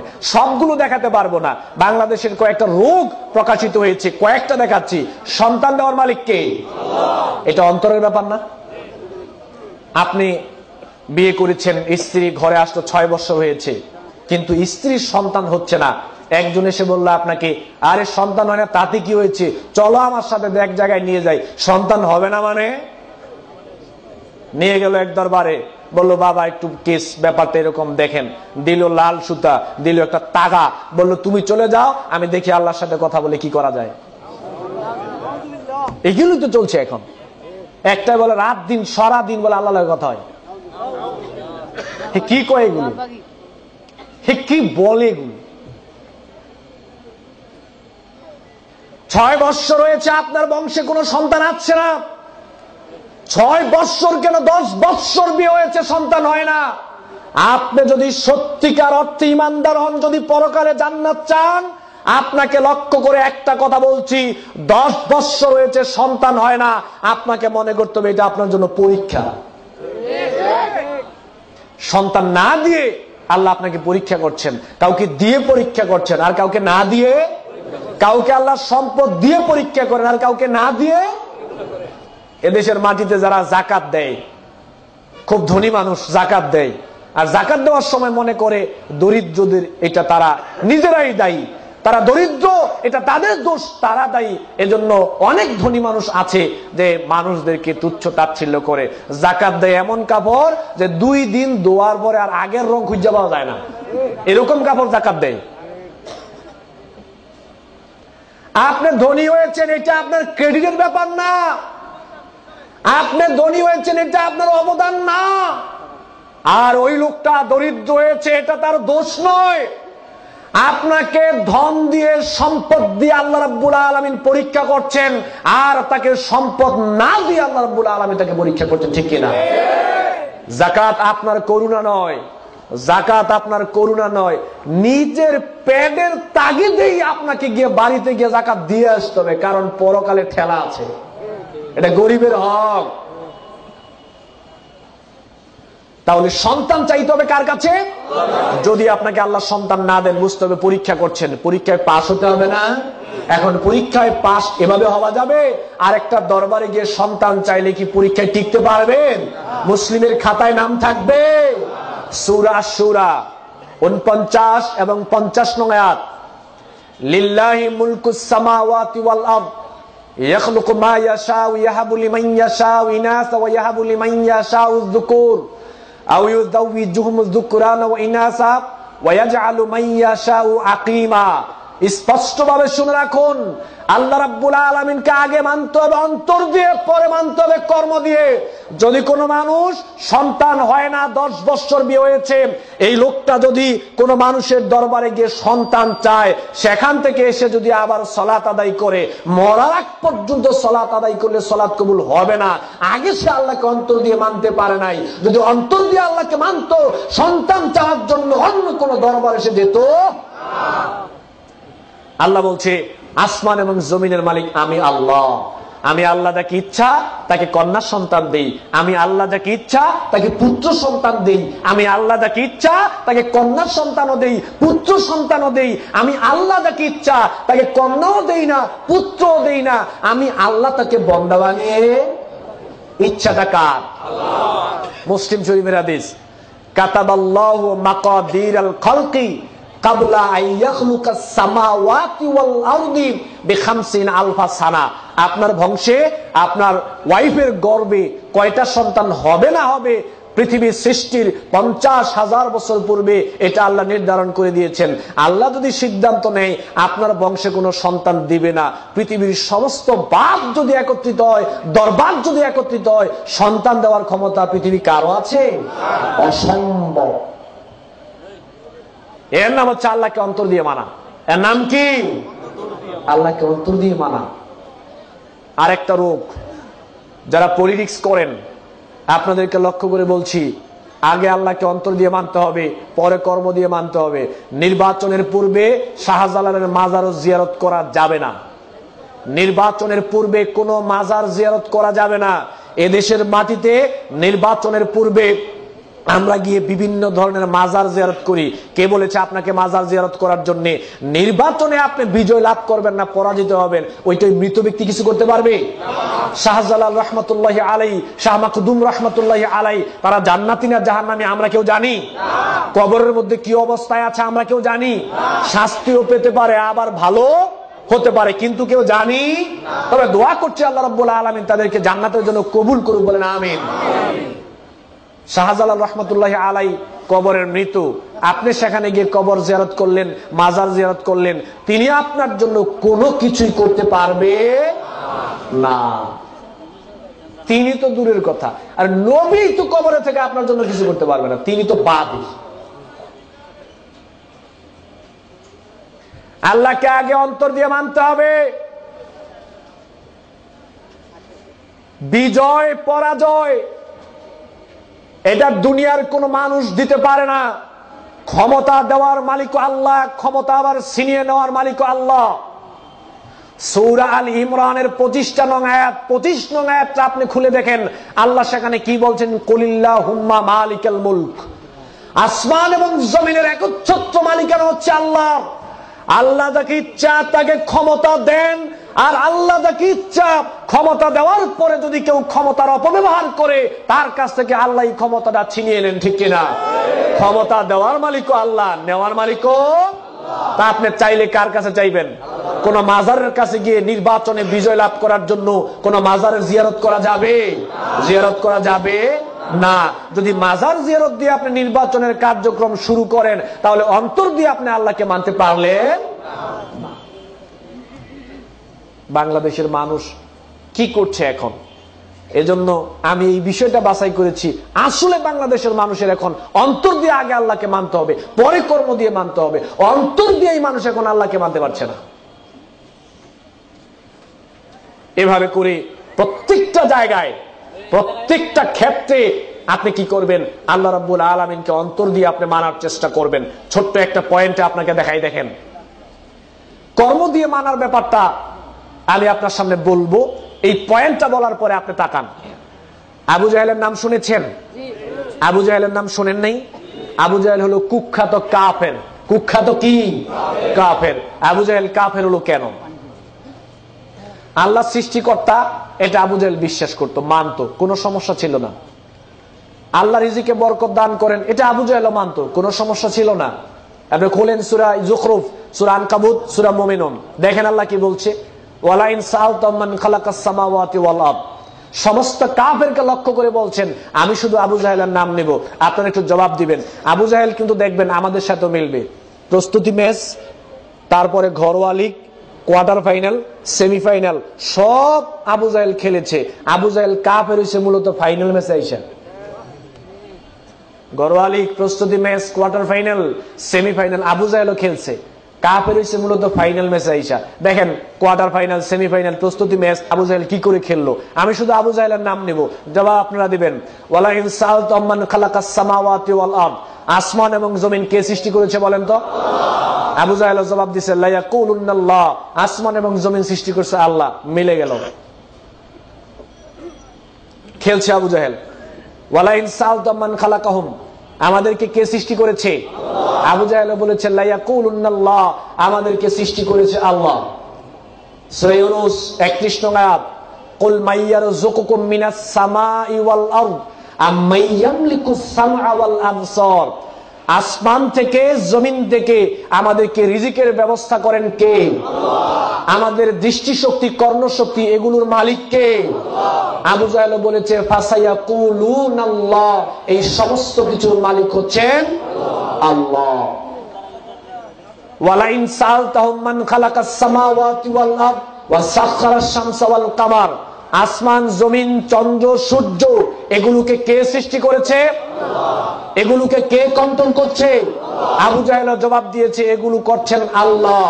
ওয়ালাইন সাআলতাহুম মান নাযালা মিনাস সামাই মাআন ফাআহইয়া বিহিল আরদা মিন বাদি মাউতিহা, আসমান থেকে বৃষ্টি বর্ষণের মাধ্যমে মৃত জমিকে জীবিত করে সেখান থেকে ফসল উৎপাদন করেন কে? আবু জাহেল বলেছে আল্লাহ। দেখেন তো, সব মিলে যাচ্ছে। আবু জাহেল যে কুখ্যাত কাফের, আবু জাহেল কুখ্যাত কাফের হলো কেন? আবু জাহেল আদমের সন্তান, আমি আর আপনি আদমের সন্তান। আবু জাহেল আল্লাহর সৃষ্টি, আমি আর আপনি আল্লাহর সৃষ্টি। আবু জাহেল যেরকম মানুষ ছিল, আমি আর আপনি তদ্রূপ মানুষ। আবু জাহেল আল্লাহর সমস্ত কিছু ভোগ করেছে, আমরাও ভোগ করছি, কোনো সমস্যাই নেই। তো আবু জাহেল কাফের হবে, আবু জাহেল জাহান্নামে যাবে। আপনার চরিত্র, আমার চরিত্র আবু জাহেলের মতো। আপনার নামটা শুধু আব্দুল্লাহ, আর বছরে একদিন মসজিদে গিয়ে নামাজ পড়েন, আপনি বলছেন আপনি জান্নাতে যাবেন। আপনি কি আল্লাহর আত্মীয় নাকি? আল্লাহর বিচার সবার জন্য সমান। মানুষ কাফের মুশরিক হয় কিছু কর্মের কারণে, মানুষ কাফের হয় মুশরিক হয় বিশ্বাসের কারণে। আবু জাহেল আল্লাহকে এত কিছু মানার পরে আবু জাহেল কাফের হলো কেন? শুনে রাখুন, আবু জাহেল আল্লাহকে এত কিছু মানলো, কিন্তু আবু জাহেল আল্লাহর তাওহীদ মানতে রাজি হলো না, আল্লাহর একত্ববাদকে আবু জাহেল মানতে রাজি হলো না। অত্যন্ত দুঃখজনক ব্যাপার হলো বাংলাদেশের অধিকাংশ মানুষ তাওহীদ কি জিনিস এটা বুঝেই না। জান্নাত চায় কিন্তু তাওহীদই বুঝে না, আবার বুঝতেও দেয় না। এটা নাকি আমি বুঝতাম না, আমি দুনিয়ার সব বুঝে, আমি বলে এটা বুঝতাম না। জান্নাতে যাওয়ার জন্য 1 নাম্বার শর্ত হচ্ছে তাওহীদ বুঝতে হবে। দলিল সূরা মুহাম্মদের 19 নং আয়াত, ফালাম আন্নাহু লা ইলাহা ইল্লাল্লাহ। আগে বলছে তাওহীদ সম্পর্কে জ্ঞান অর্জন করো, লা ইলাহা ইল্লাল্লাহ সম্পর্কে আগে জ্ঞান অর্জন করো। তাওহীদ ঠিক না হলে সারাদিন সালাত আদায় করলে কোনো লাভ হবে না। আবু জাহেল আল্লাহর তাওহীদ মানতে রাজি হলো না। আবু জাহেল শিরকের পথ ছাড়তে আবু জাহেল রাজি হলো না। মনে মনে কষ্ট, অত্যন্ত দুঃখ হচ্ছে মনে বাংলাদেশের সিচুয়েশন দেখে। আজকে আলেম ওলামাদের মধ্যে এত সমস্যা, কোরআন এবং সহিহ হাদিস ভিত্তিক কথা বললে, কোরআন হাদিস থেকে কথা বললে ফতোয়া দেওয়া হচ্ছে মুশরিক। অত্যন্ত কষ্ট লাগে, কোরআন এবং হাদিস থেকে কথা বললে মুশরিক হয়। মাসলা মাসাইল নিয়ে ইখতিলাফ থাকতে পারে, তাই বলে মানুষ মুশরিক হতে পারে না। কবর পূজা চলছে, মাজার পূজা চলছে, দুর্গা পূজা চলছে, অবাধে মানুষ শিরকে লিপ্ত হচ্ছে, তাদের বেলায় কেউ মুশরিক বলে ফতোয়া দেয় না। কোরআন হাদিস দিয়ে কথা বললেই নাকি মুশরিক।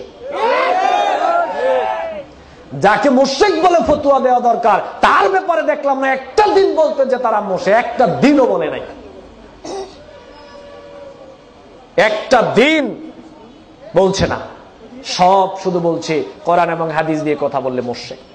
সম্মানিত উপস্থিতি, আবু জাহেল কাফের হয়েছে, আল্লাহর তাওহীদ মানতে রাজি হয় নাই, শিরিক ছাড়তে রাজি হয় নাই, তাগুত ছাড়তে রাজি হয় নাই, কুফর ছাড়তে রাজি হয় নাই।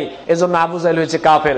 আমি এখানে বসে বক্তব্য দিচ্ছি, আমি বক্তা, আমিও যদি আল্লাহর তাওহীদ না মানি, শিরিক না ছাড়ি, আমিও যদি কুফর না ছাড়ি, তাগুত না ছাড়ি, তো আমার এবং আবু জাহেলের মধ্যে কোনো পার্থক্য আছে? না। কেন পার্থক্য নাই? আল্লাহর বিচারটা সবার জন্য সমান। সম্মানিত উপস্থিতি, তাহলে আল্লাহ সুবহানাহু ওয়া তাআলাকে আগে মানতে হবে কিসের মাধ্যমে? অন্তরের মাধ্যমে। অন্তর দিয়ে আগে আল্লাহ সুবহানাহু ওয়া তাআলাকে মানতে হবে, তারপরে আল্লাহকে কর্ম দিয়ে মানতে হবে। অন্তর দিয়ে যদি মানাটা ঠিকঠাক মতো না হয়, আবার আরেকটা কথা, অন্তর দিয়ে আল্লাহকে কয়টা ক্ষেত্রে মানবেন? 2-3টা ক্ষেত্রে অন্তর দিয়ে আল্লাহকে মানলেন, আবার আরেকজনকে মানলেন, তাহলে এটা হবে?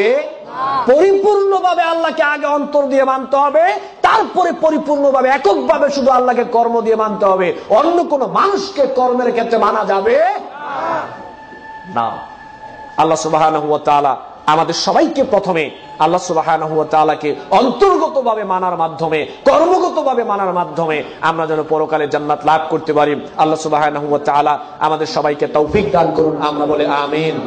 সংক্ষিপ্ত আকারে একটা আলোচনা তুলে ধরলাম। সম্মানিত উপস্থিতি, 2 মিনিটে একটা কথা আপনার সামনে বলতে চাই। এই যে আমি এতক্ষণ কথা বললাম, মনে কেউ কষ্ট নিয়েছেন? না। আরেকটা স্টেজের এই সাইডের যে ভাইগুলো আছেন, আমি সবার কাছ থেকে একটা অনুরোধ করে বলতে চাই, এই যে আমি এতক্ষণ কথা বললাম, আমি কি কোনো গল্প গুজব কিচ্ছা কাহিনী বলেছি? আজে বাজে কথা বলে সময় নষ্ট করেছি? যেইগুলো বলেছি ওইগুলো দলিলের প্রেক্ষাপটে কয়েকটা বাস্তবতা দেখাইলাম, তাই তো? তো কোরআন হাদিস দিয়ে কথা বললে কি ধর্ম সম্পর্কে অনেক কিছু জানা যায় না? অনেক কিছু জানা যায়।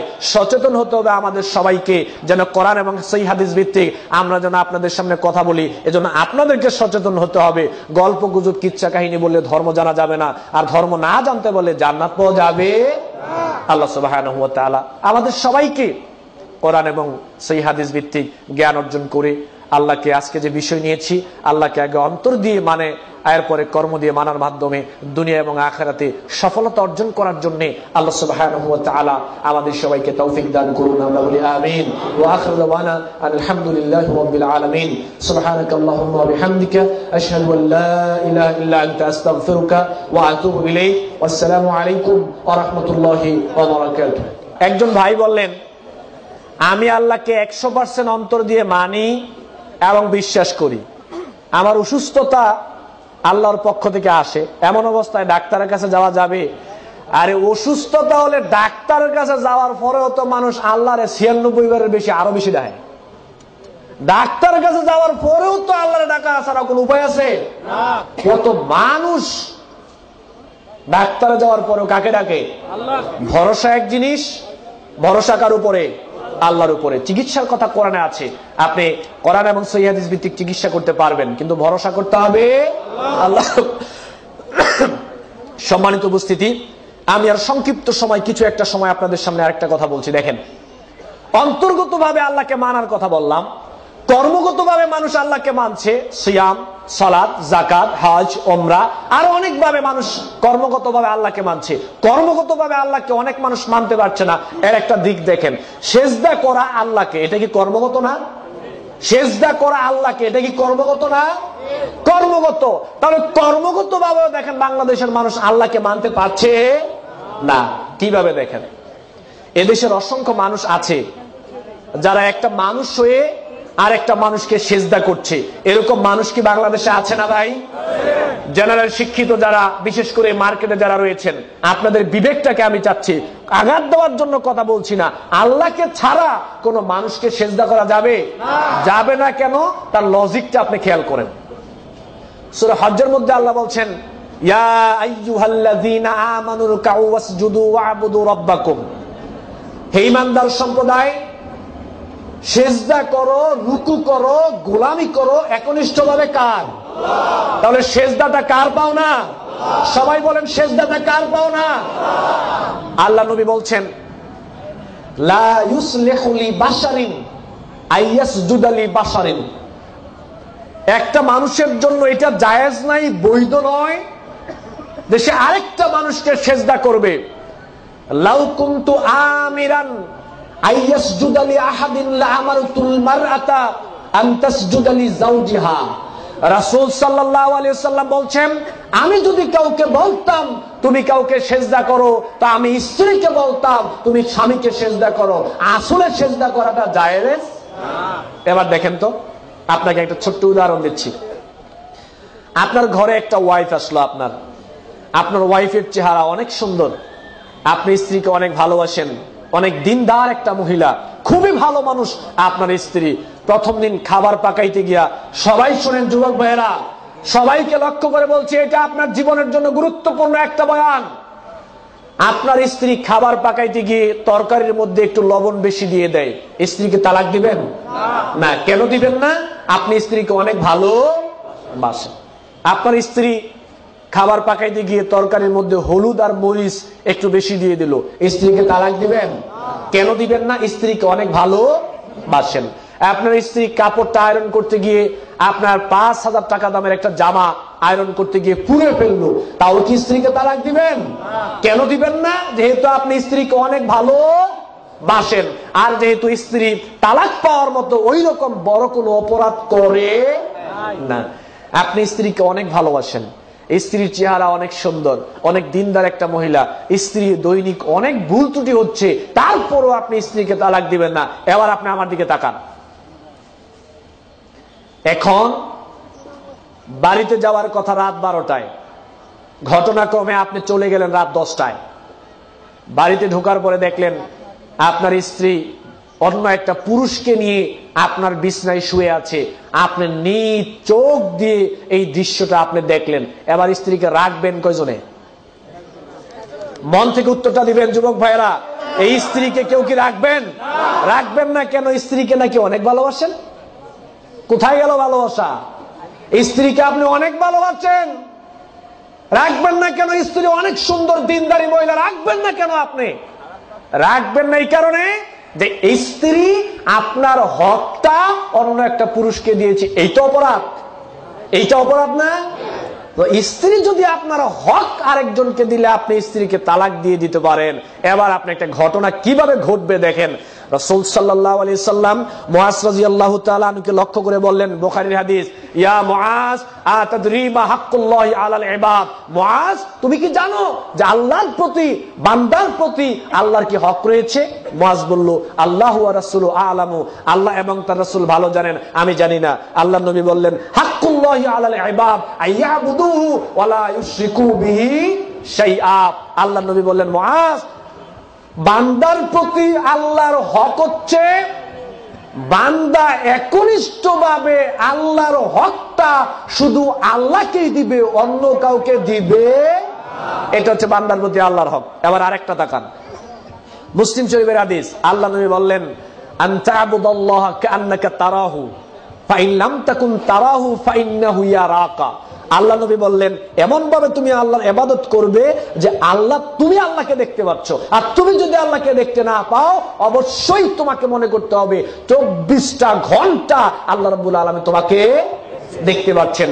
আল্লাহর দৃষ্টি ক্ষমতার বাইরে কেউ কখনো যেতে পারবো না। তাহলে আপনি দেখেন, আপনার সামনে আপনার স্ত্রী আপনার হকটাকে অন্য একটা পুরুষকে দেওয়ার কারণে আপনি স্ত্রীকে তালাক দিলেন, অথচ স্ত্রীকে আপনি অনেক ভালোবাসেন। আল্লাহর ইন্না লিল্লাহি মিয়াতা রাহমাতিন আনজালা মিনহা রাহমাতান ওয়াহিদাতান বাইনাল জিন্নি ওয়াল ইনসি ওয়াল বাহাইমি ওয়াল হাওয়ামি ফাবিহা ইয়াতাআতাফুনা ওয়া বিহা ইয়াতারাহামুনা ওয়া বিহা তাআতিবুল ওয়াহশু আলা ওয়ালাদিহা ওয়া আখরা লাউ 99 রাহমা ইয়ারহামু বিইবাদাহু ইয়াউমাল কিয়ামা। বুখারী শরীফে আছে আল্লাহর নবীর রহমত হলো 100 ভাগ। 1 ভাগ দিয়েছে পৃথিবীর সৃষ্টিকুলের মধ্যে ভাগ করে, বাকি 99 ভাগ রয়েছে কার কাছে? আল্লাহর কাছে। তাহলে আল্লাহ বান্দার প্রতি কত দয়াশীল আপনি দেখেন, আল্লাহ বান্দার প্রতি কত রহমশীল দয়াশীল আপনি দেখেন। আল্লাহ আপনি স্ত্রীকে এত ভালোবাসেন, তারপরে আপনি স্ত্রীকে তালাক দিলেন কেন? আপনার হকটা সে অন্য আরেকজনকে দিয়েছে। সেজদাটা কার হক? সেজদাটা আল্লাহর হক। এখন আল্লাহ আপনাকে দেখতে পাচ্ছে, আপনি যখন আল্লাহকে বাদ দিয়ে একটা মানুষকে সেজদা করেন, এটা কি আল্লাহ দেখতে পাচ্ছে না? তাহলে আল্লাহর সামনে আপনি আল্লাহর হকটা আর একটা সৃষ্টিকে আপনি দিচ্ছেন। আপনি যদি স্ত্রীকে এত ভালোবাসার পরে আপনি স্ত্রীকে তালাক দেন, আপনার হক আরেকজনকে দেওয়ার কারণে আল্লাহ অনেক দয়াশীল আমাদের প্রতি, আল্লাহ অনেক রহমশীল আমাদের প্রতি। তো আল্লাহর সামনে আল্লাহর হকটা আর একটা সৃষ্টিকে আমরা দিয়ে দিচ্ছি, তো আল্লাহ কি আমাদেরকে তালাক দিবে না? আল্লাহর তালাক দেওয়া মানে হলো মুসলমানের খাতা থেকে, মুসলিমের খাতা থেকে নামটা কেটে দেওয়া। তাহলে আল্লাহর হক অন্য কোন সৃষ্টিকে দেওয়া যাবে? আল্লাহর হক আল্লাহকে দিতে হবে। আল্লাহর হক কাকে দিতে হবে? আল্লাহকে দিতে হবে। রাস্তা দিয়ে আপনি যাচ্ছেন, রাস্তা দিয়ে যাওয়ার পরে এক জায়গায় আপনি দেখলেন ট্রাক ড্রাইভার গাড়ি ছাড়লো, মালিক 50টা টাকা হাত থেকে বের করে দিয়ে বলল, যাওয়ার সময় উমুক একটা দরগা আছে, সেখানে কিন্তু 50 টাকা দিয়ে যাবি, না দিয়ে গেলে কিন্তু যে কোনো বিপদ হতে পারে। অসংখ্য মানুষ চালক রাস্তাঘাটে এখন পাওয়া যায়, অসংখ্য মানুষ। এই টাকাটা কার জন্য দিলেন? আল্লাহর জন্য দিছেন? মুসনাদে আবি সাহেবাতে একটা হাদিস আছে, শুনে যান। মুসনাদে আবি সাহেবাতে একটা হাদিস আছে, রাসূল সাল্লাল্লাহু আলাইহি ওয়াসাল্লাম বর্ণনা করেছেন এভাবে যে একজন লোক, 2 জন লোক যাচ্ছে, সেখানে কিছু মানুষ মূর্তির উদ্দেশ্যে দান করার জন্য মানুষদেরকে বলছে। একজনকে বলল, তুমি মূর্তির উদ্দেশ্যে কিছু উৎসর্গ করো, কিছু দান করো। সে বলল, আমার কাছে তো দান করার মতো কিছু নাই। বলল, একটা মাছি হলেও তুমি দান করো। আল্লাহ নবী বলছেন। তো লোকটা একটা মাছি দান করলো। আল্লাহ নবী বললেন, শুধুমাত্র সে দরগায়, মাজার শরীফে মানুষের মূর্তির উদ্দেশ্যে সে একটা মাছি কেন দান করলো, এই কারণে আল্লাহ রাব্বুল আলামিন তাকে জাহান্নামে পাঠিয়েছে। পরের লোকটাকে বলল, তুমি উৎসর্গ করো। বলল, আমার জীবনটা চলে গেল, আমি আল্লাহ ছাড়া অন্য কোন কারো উদ্দেশ্যে কোনো কিছু উৎসর্গ করব। এবার তারা লোকটাকে মেরে ফেললো। আল্লাহ নবী বললেন, এই লোকটাকে আল্লাহ জান্নাত দিয়েছেন। তাহলে আল্লাহ ছাড়া অন্য কারো উদ্দেশ্যে মান্নত করে, আল্লাহ ছাড়া অন্য কারো উদ্দেশ্যে উৎসর্গ করে জাহান্নামে যেতে হয়, আর সেখান থেকে বিরত থাকার মাধ্যমে কিন্তু জান্নাতও পাওয়া যায়। তাহলে সম্মানিত উপস্থিতি, বাংলাদেশের মানুষের তাওহীদে এখন সমস্যা, ঈমানের সমস্যা, আকীদায় সমস্যা। কর্ম যতই সুন্দর হোক না কেন, কর্ম যতই সুন্দর হোক না কেন, কর্ম সুন্দর, এত সুন্দর, ভিতরটা নষ্ট। এই সুন্দর কর্ম দিয়ে জান্নাত পাওয়া যাবে? আর আপনার অন্তরটা অনেক সুন্দর, কর্মের মধ্যে কিছু ভুল ত্রুটি আছে, কিন্তু কর্মের ভুল ত্রুটির কারণে শাস্তি পাওয়ার পরে হলো জান্নাত পাওয়া যাবে? অবশ্যই যাবে। আপনার মুসলিম শরীফের মধ্যে একটা হাদিস দেখলাম, সর্বশেষ যে ব্যক্তি জান্নাতে যাবে, আল্লাহ রাব্বুল আলামিন বলবে, যা তুই জান্নাতে যা। সে জান্নাতে যাবে, জান্নাতের কাছে এসে দেখবে ওয়াজাতুহা মালান, এসে দেখবে জান্নাত ভর্তি। সে আল্লাহর কাছে ফিরে এসে বলবে, আল্লাহ, আমার তো মনে হয় জান্নাতটা ভর্তি, আমার জন্য কোনো জায়গা নাই। আল্লাহ বলবে, যা তুই আবার যা। সে আবার গিয়ে দেখবে জান্নাত ভর্তি। ফিরে এসে বলবে, আল্লাহ, আমার তো মনে হয় জান্নাতটা ভর্তি। বলবে, না, তুই আবার যা। আবার সে যাবে, ফিরে এসে বলবে আল্লাহ জান্নাতটা ভর্তি, আমার জন্য মনে হয় জায়গা নাই।